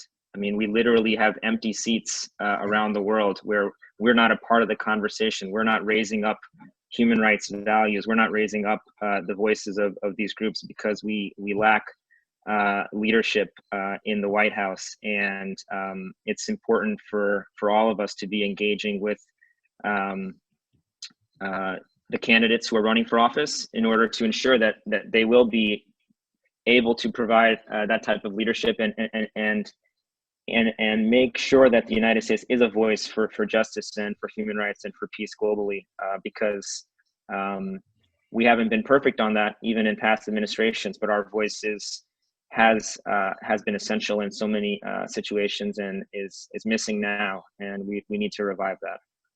Thank you, Arsalan. We'll be in touch, inshallah. Ramadan Mubarak, and to you and your whole family. Thank you. Ramadan Kareem to everyone. Ramadan I think we have. Yeah, go ahead, Salam. We have Representative Debbie Dingle with us right now, and this Congresswoman has also been a champion, not only for our community, but for all communities and for the people. So we want to welcome her on this wonderful Ramadan program. Thank you, Congresswoman, for joining us.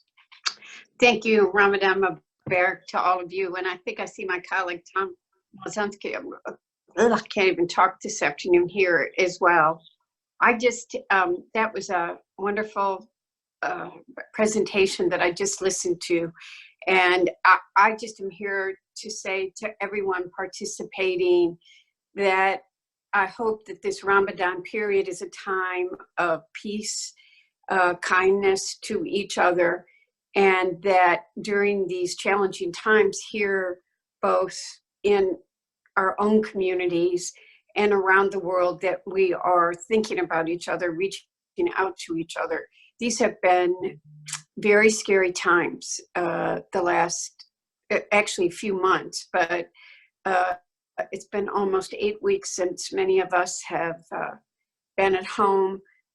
Many of our neighbors are worried about their jobs, whether they have enough food to put on the table, how their families are going to eat, how they're going to pay their rent and their mortgage, can they afford to go to the doctor? And I have to say that I have been very focused on those issues the last few weeks. I've been working very closely with my sister, Rashida Talib. She and our districts adjoin each other, and very focused on some basic things like water as a human right.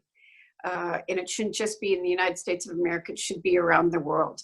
And as many of you may know watching, I also am very proud to live in Dearborn and to represent the largest population of Muslims in this country. So I pay attention to these issues very seriously and spend a lot of time working on them.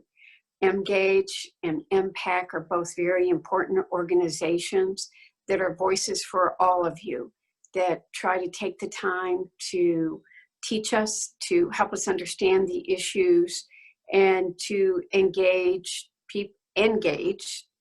versus MGAGE people around the country on issues, and to help them understand. I think many people don't understand how complicated Mideast and Muslim issues are. They don't know a lot about the religion. Look, I'm a Catholic girl and I admit it, but Ramadan's always a very It's okay. But I live in Dearborn, so Ramadan's always a really important period. I mean, my Ramadan dinner was like putting on a wedding, but we're not doing that this year. And we need to take time to talk to each other. I think I guess I'm going to say that I'm in this well, first of all, Debbie Dingle was never meant to be inside for 56 days alone. So that, except for going to Washington to vote for one day, it's been a lot of time of personal reflection as you're alone. But that's part of what Ramadan is during the day. It is a time of soul searching for us to study issues. And then what happens, what's not happening now, is that you come together as family and friends and colleagues when, after you've prayed, after you've done your soul searching, that you remember you're part of a community. So I guess I'm just going to say I'm staying at this level today because you have such serious policymakers, and I'll talk to both of you, both organizations, anytime.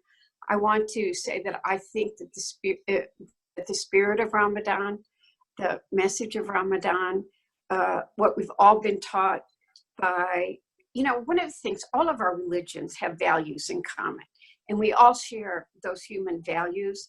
And I want to say today to everyone during this Ramadan period, let's use this to remind ourselves how much we have in common, how we are interconnected, and how we can do so little alone and do so much together. And I'll leave it at that. Yeah, thank you, Congresswoman. And, you mentioned your background as Catholic, and, there's a lot of good interfaith work, but I feel that we haven't talked to the people that need to be talked to. In other words, we're the choir now, and we're always preaching to the choir. It's time to break out and talk to the so-called conservatives, or those that have questions. And if you can be a part of that campaign with us, in Michigan and throughout the country, we'd really, really appreciate it to get these crucial conversations among all faiths. I think that's absolutely critical. As you know, here in Michigan, post 9/11, I think our interfaith community became far stronger because we did have those discussions, even between our Jewish brothers and sisters and our Muslim brothers and sisters and the Catholics and the Christians and people of all faiths. But we remembered that we were all one community. And I think what I remembered then, and I've seen again and again, is that when the Arab American community has become targeted, they unfortunately are targeted by people who hate. That's one of the problems in our country right now, that people are trying to divide us by fear and hatred, is the number of other faiths that immediately come and stand with their brothers and sisters, because they will stand up to that fear and hatred. And all of us have to find the courage inside of us to do just that. Thank you, Congresswoman. Thank you. Thank you so much for being with us. Our team in Michigan are big fans of yours. They're always so happy with your leadership and your availability to support the issues that they care about. So thank you so much. Thank you. And Ramadan Mubarak to all of you. Can I just give a shout out to the team behind the scenes right now? I'm watching our legislative director, Iman Awad, incredibly answer all the questions that are coming in. And then Hashim Sayed and Amara and Aisha Ahmed, who are just making sure this thing is flowing perfectly. Guys, this is incredible work. Salam, I'm sure your team as well, if you want to name names, because this is going as well as any virtual event I have seen. We thought we were in trouble. We had a good problem. We had so many excellent speakers, and yet, thanks to the efforts behind the scenes, it's gone really, really well. So congratulations to all of you guys. Thank you. Yeah. Just a shout out also to, Amara, by the way, started out as a young leader in MPAC, and I'm so proud that she can't take her back. Too bad. Okay. She's in good hands. So Aisha too, by the way, you've really, you Aisha, sent us some incredible talent. No, I'm so proud to see them as leaders, and Aisha doing the presidential forum at ISNA and doing so much work. I know. So really proud of her, and and on the MPAC team with Raima Shoaib and Prema Rahman and Iman Ali. Thank you all for your great work. And I see Shams Lanaim from Iowa is joining us, and she's been a part of this great work in the Midwest in terms of making Islam and Muslims known to the American public. So I'm really glad to see them, and Mohamed Malas, a common friend for both MPAC and EMGAGE. Glad to see you with us, Mohamed. Hi, Mohamed. And I just want to also, you know what? The more I talk, the more I remember people. Debbie Montasser. I mentioned what happened in New York City with all the great work. Her work with the Yemeni Association and defending the small business owners and the community, and we're 40% of the taxi drivers in New York City, and all the work that goes into defending the rights of people. I just wanted to give a shout out to her as one of our champions. She was a recipient of Empowering Voices in the past and has done great work. Well, I want to share the good news that Debbie is now going to be our senior EMGAGE advisor to stand up the New York chapter of EMGAGE. Excellent. And that's beginning this Monday. So we're so thrilled to have her support to in this particularly very important year. Obviously, I see Tom Malinowski, Congressman Tom Malinowski, is with us. He is on deck. Tom, thank you so much for. I'm not going to say that you're my friend because Arsalan is going to tease me, but you are my friend. So I'm going to unmute you. You are unmuted. Thanks so much for joining us, taking time from your weekend. I give you the floor. You give me the floor? That sounds kind of insulting when you think about it. See what happens when you ask your friends to join. It's great to see you, Wael. Great to have seen Arsalan, although his video is off. I hope he's still there. I'm still here, Tom. Great to see you. Great to see you. Glad to see you're still doing such great work.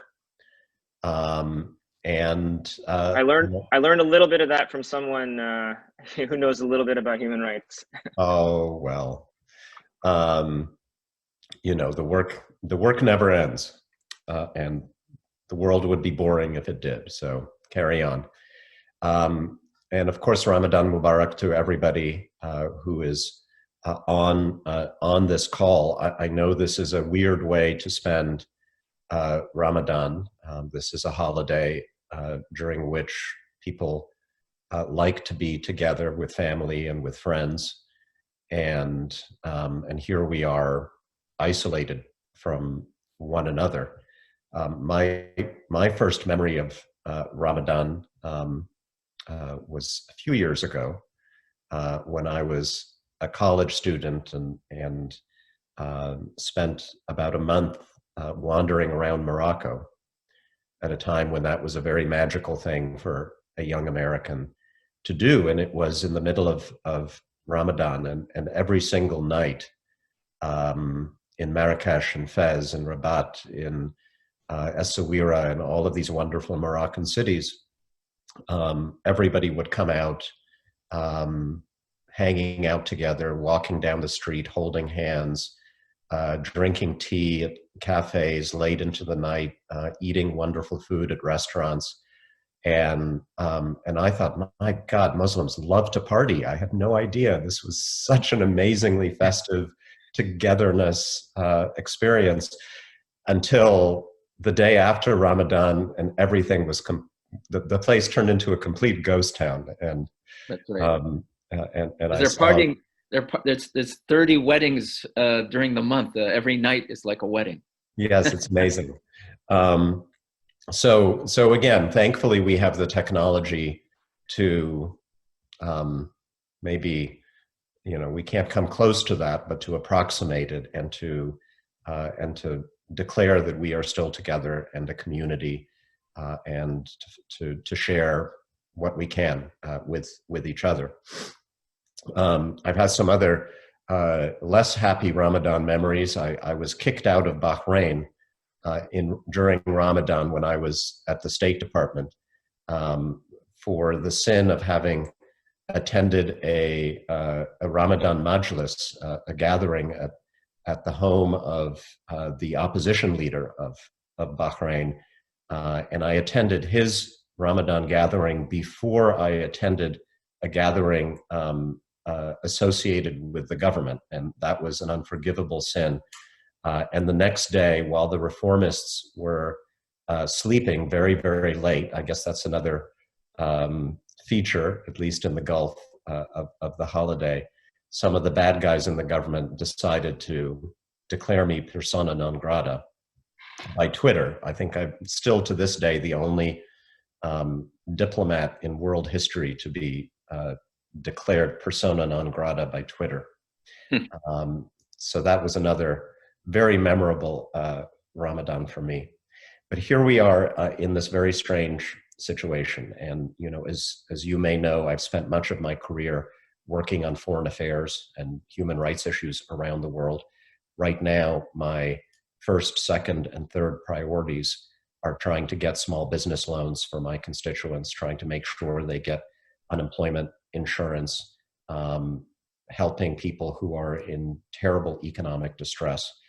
And while at the same time trying to make sure that we have a public health response in this country that allows us to go back to something that looks like normal life. And that is a struggle given our leadership in Washington right now. I do think that in times of crisis, as Debbie Dingle suggested, we are reminded of what brings us together and what we have in common. When we're facing a global pandemic, nobody is a Republican or a Democrat. Nobody is a Christian or a Muslim or a Jew. We are all people who have to work together, recognizing that this virus does not recognize any distinctions between any of us and can only be defeated if all of us are safe. And I think the vast majority of our fellow Americans can see that and are acting in that spirit. There is always a small minority that decides that the opposite is true. In times of crisis, they turn to fear. They turn to blaming somebody for their troubles. It was not a surprise to me that one of our president's first instincts in the face of the coronavirus was to further restrict immigration to this country. And I'm not talking about the travel restrictions imposed on China, which were rational as a public health response, but his announcement that basically all immigration would be banned, and doubling down, even as we have not enough money for tests and masks and all the things we need to keep safe, doubling down on building a wall on the Mexican border. Even more disturbing, I think, we've all seen these small protests around the country by people who are demanding that we open the economy no matter how many people may die as a result. If you look at who those people are waving guns at state houses around the country, these aren't very nice people.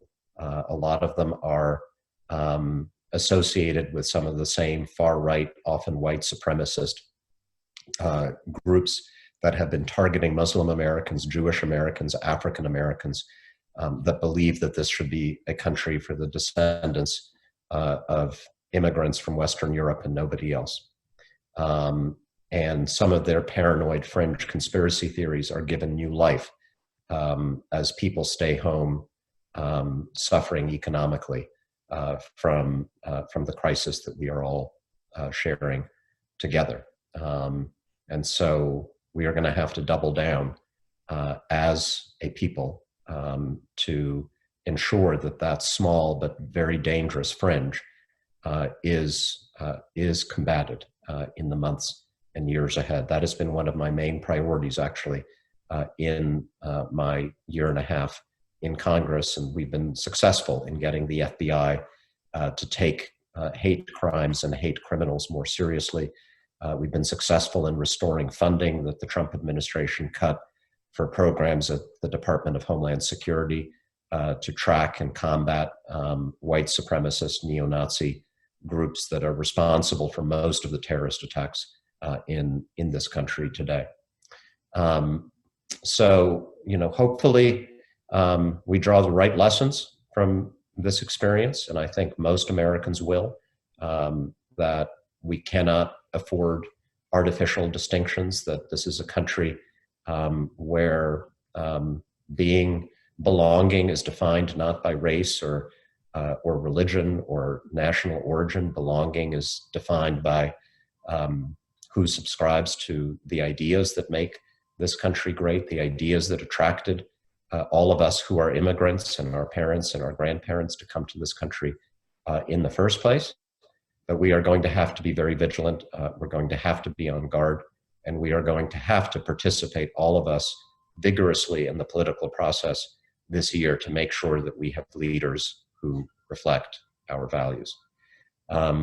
So with that, again, a very, very joyous holiday to all of you.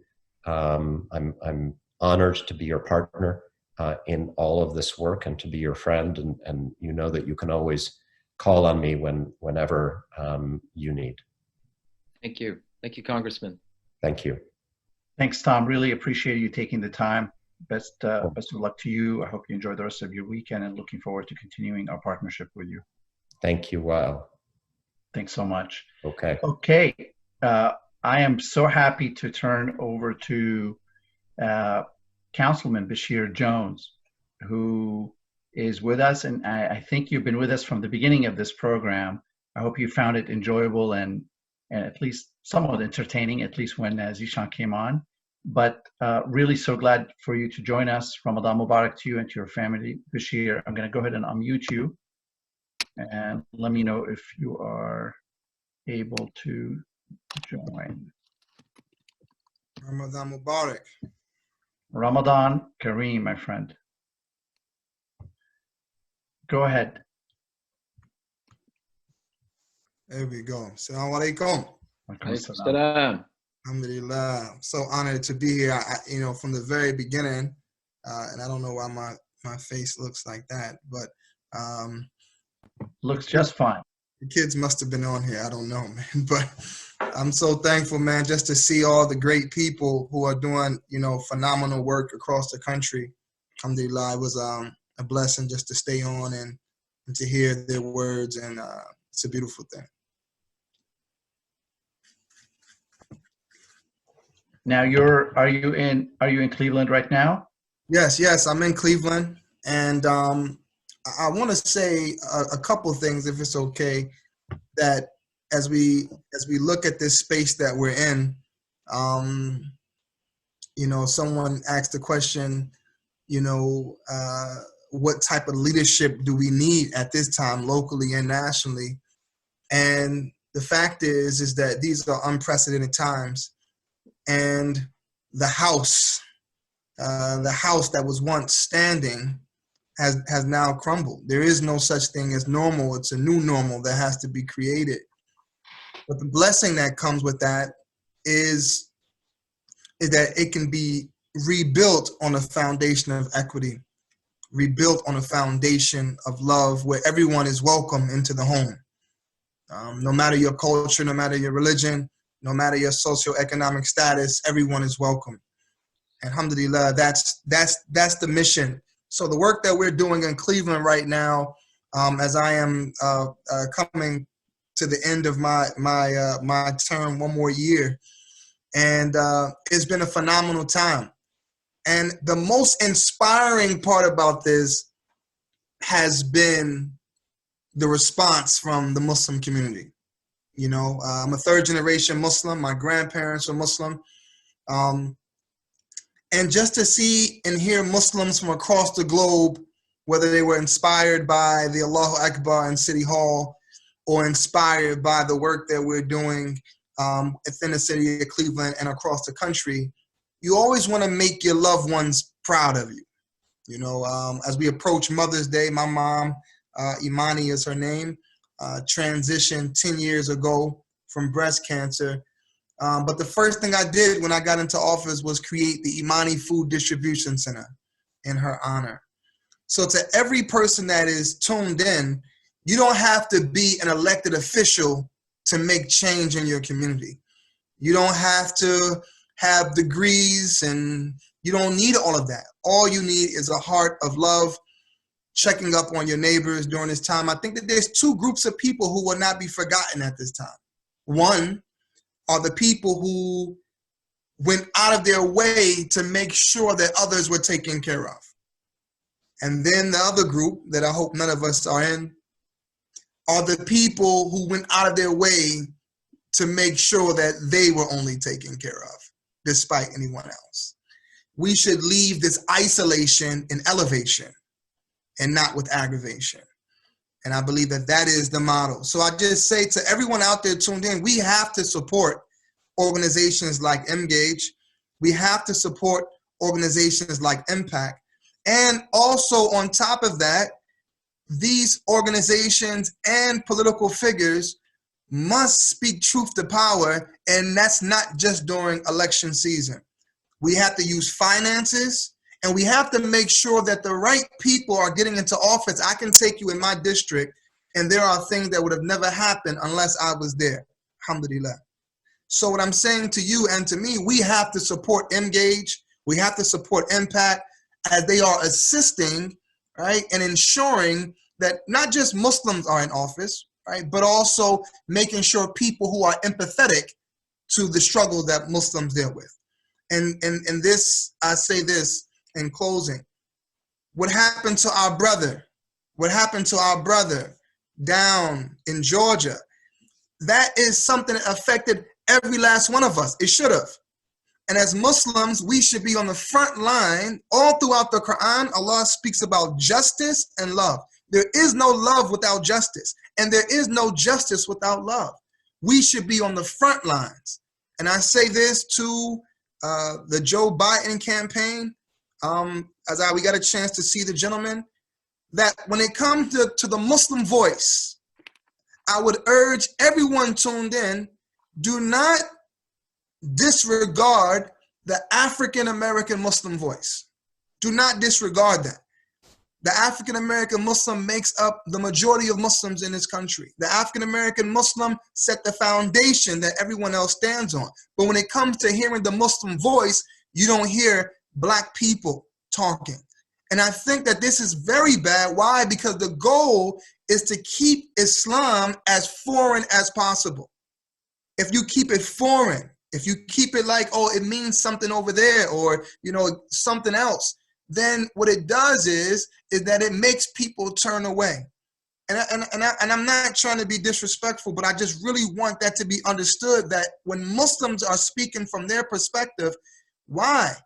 Because when you have African-American Muslims speaking, then you're not only addressing the Muslim issues that we deal with, but you're also dealing with the issues of a marginalized community. And no one can speak on behalf of it like African-American or Black and brown Muslims. And this is extremely important to everyone out there.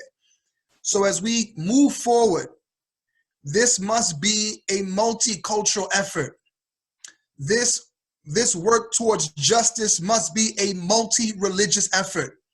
It can't be just Black people speaking for Black issues, or Muslims speaking to Muslim issues, right? Or Americans speaking to American issues. Alhamdulillah, I have 3 more classes to go before I finish up at Bayan. I'll have my master's in Islamic studies, alhamdulillah.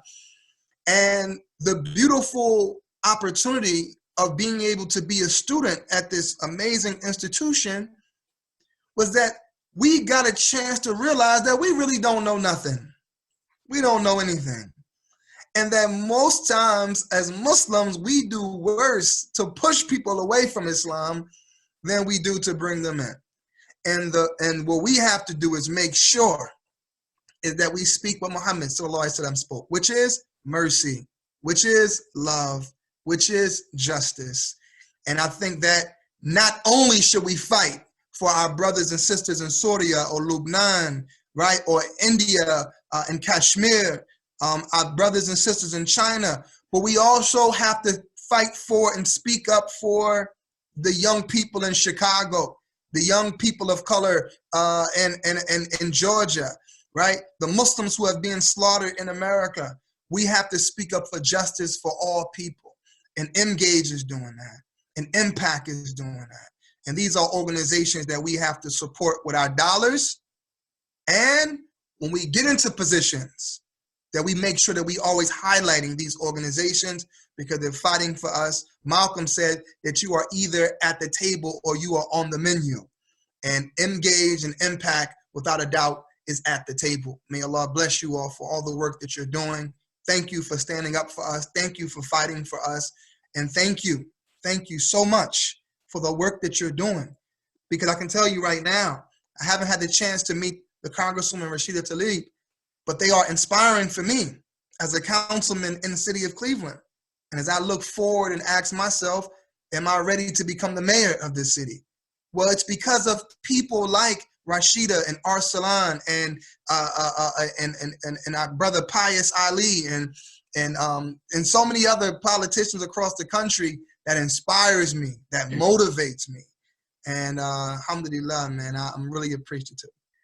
Alhamdulillah for your words, brother Basheer. You know, your work not only as a councilman, but as a leader of our community, and knowing that you've gone through the Bayan program like so many other figures we work with, like Jihad Safir and Jihad Turk and so many others, you know, throughout our community.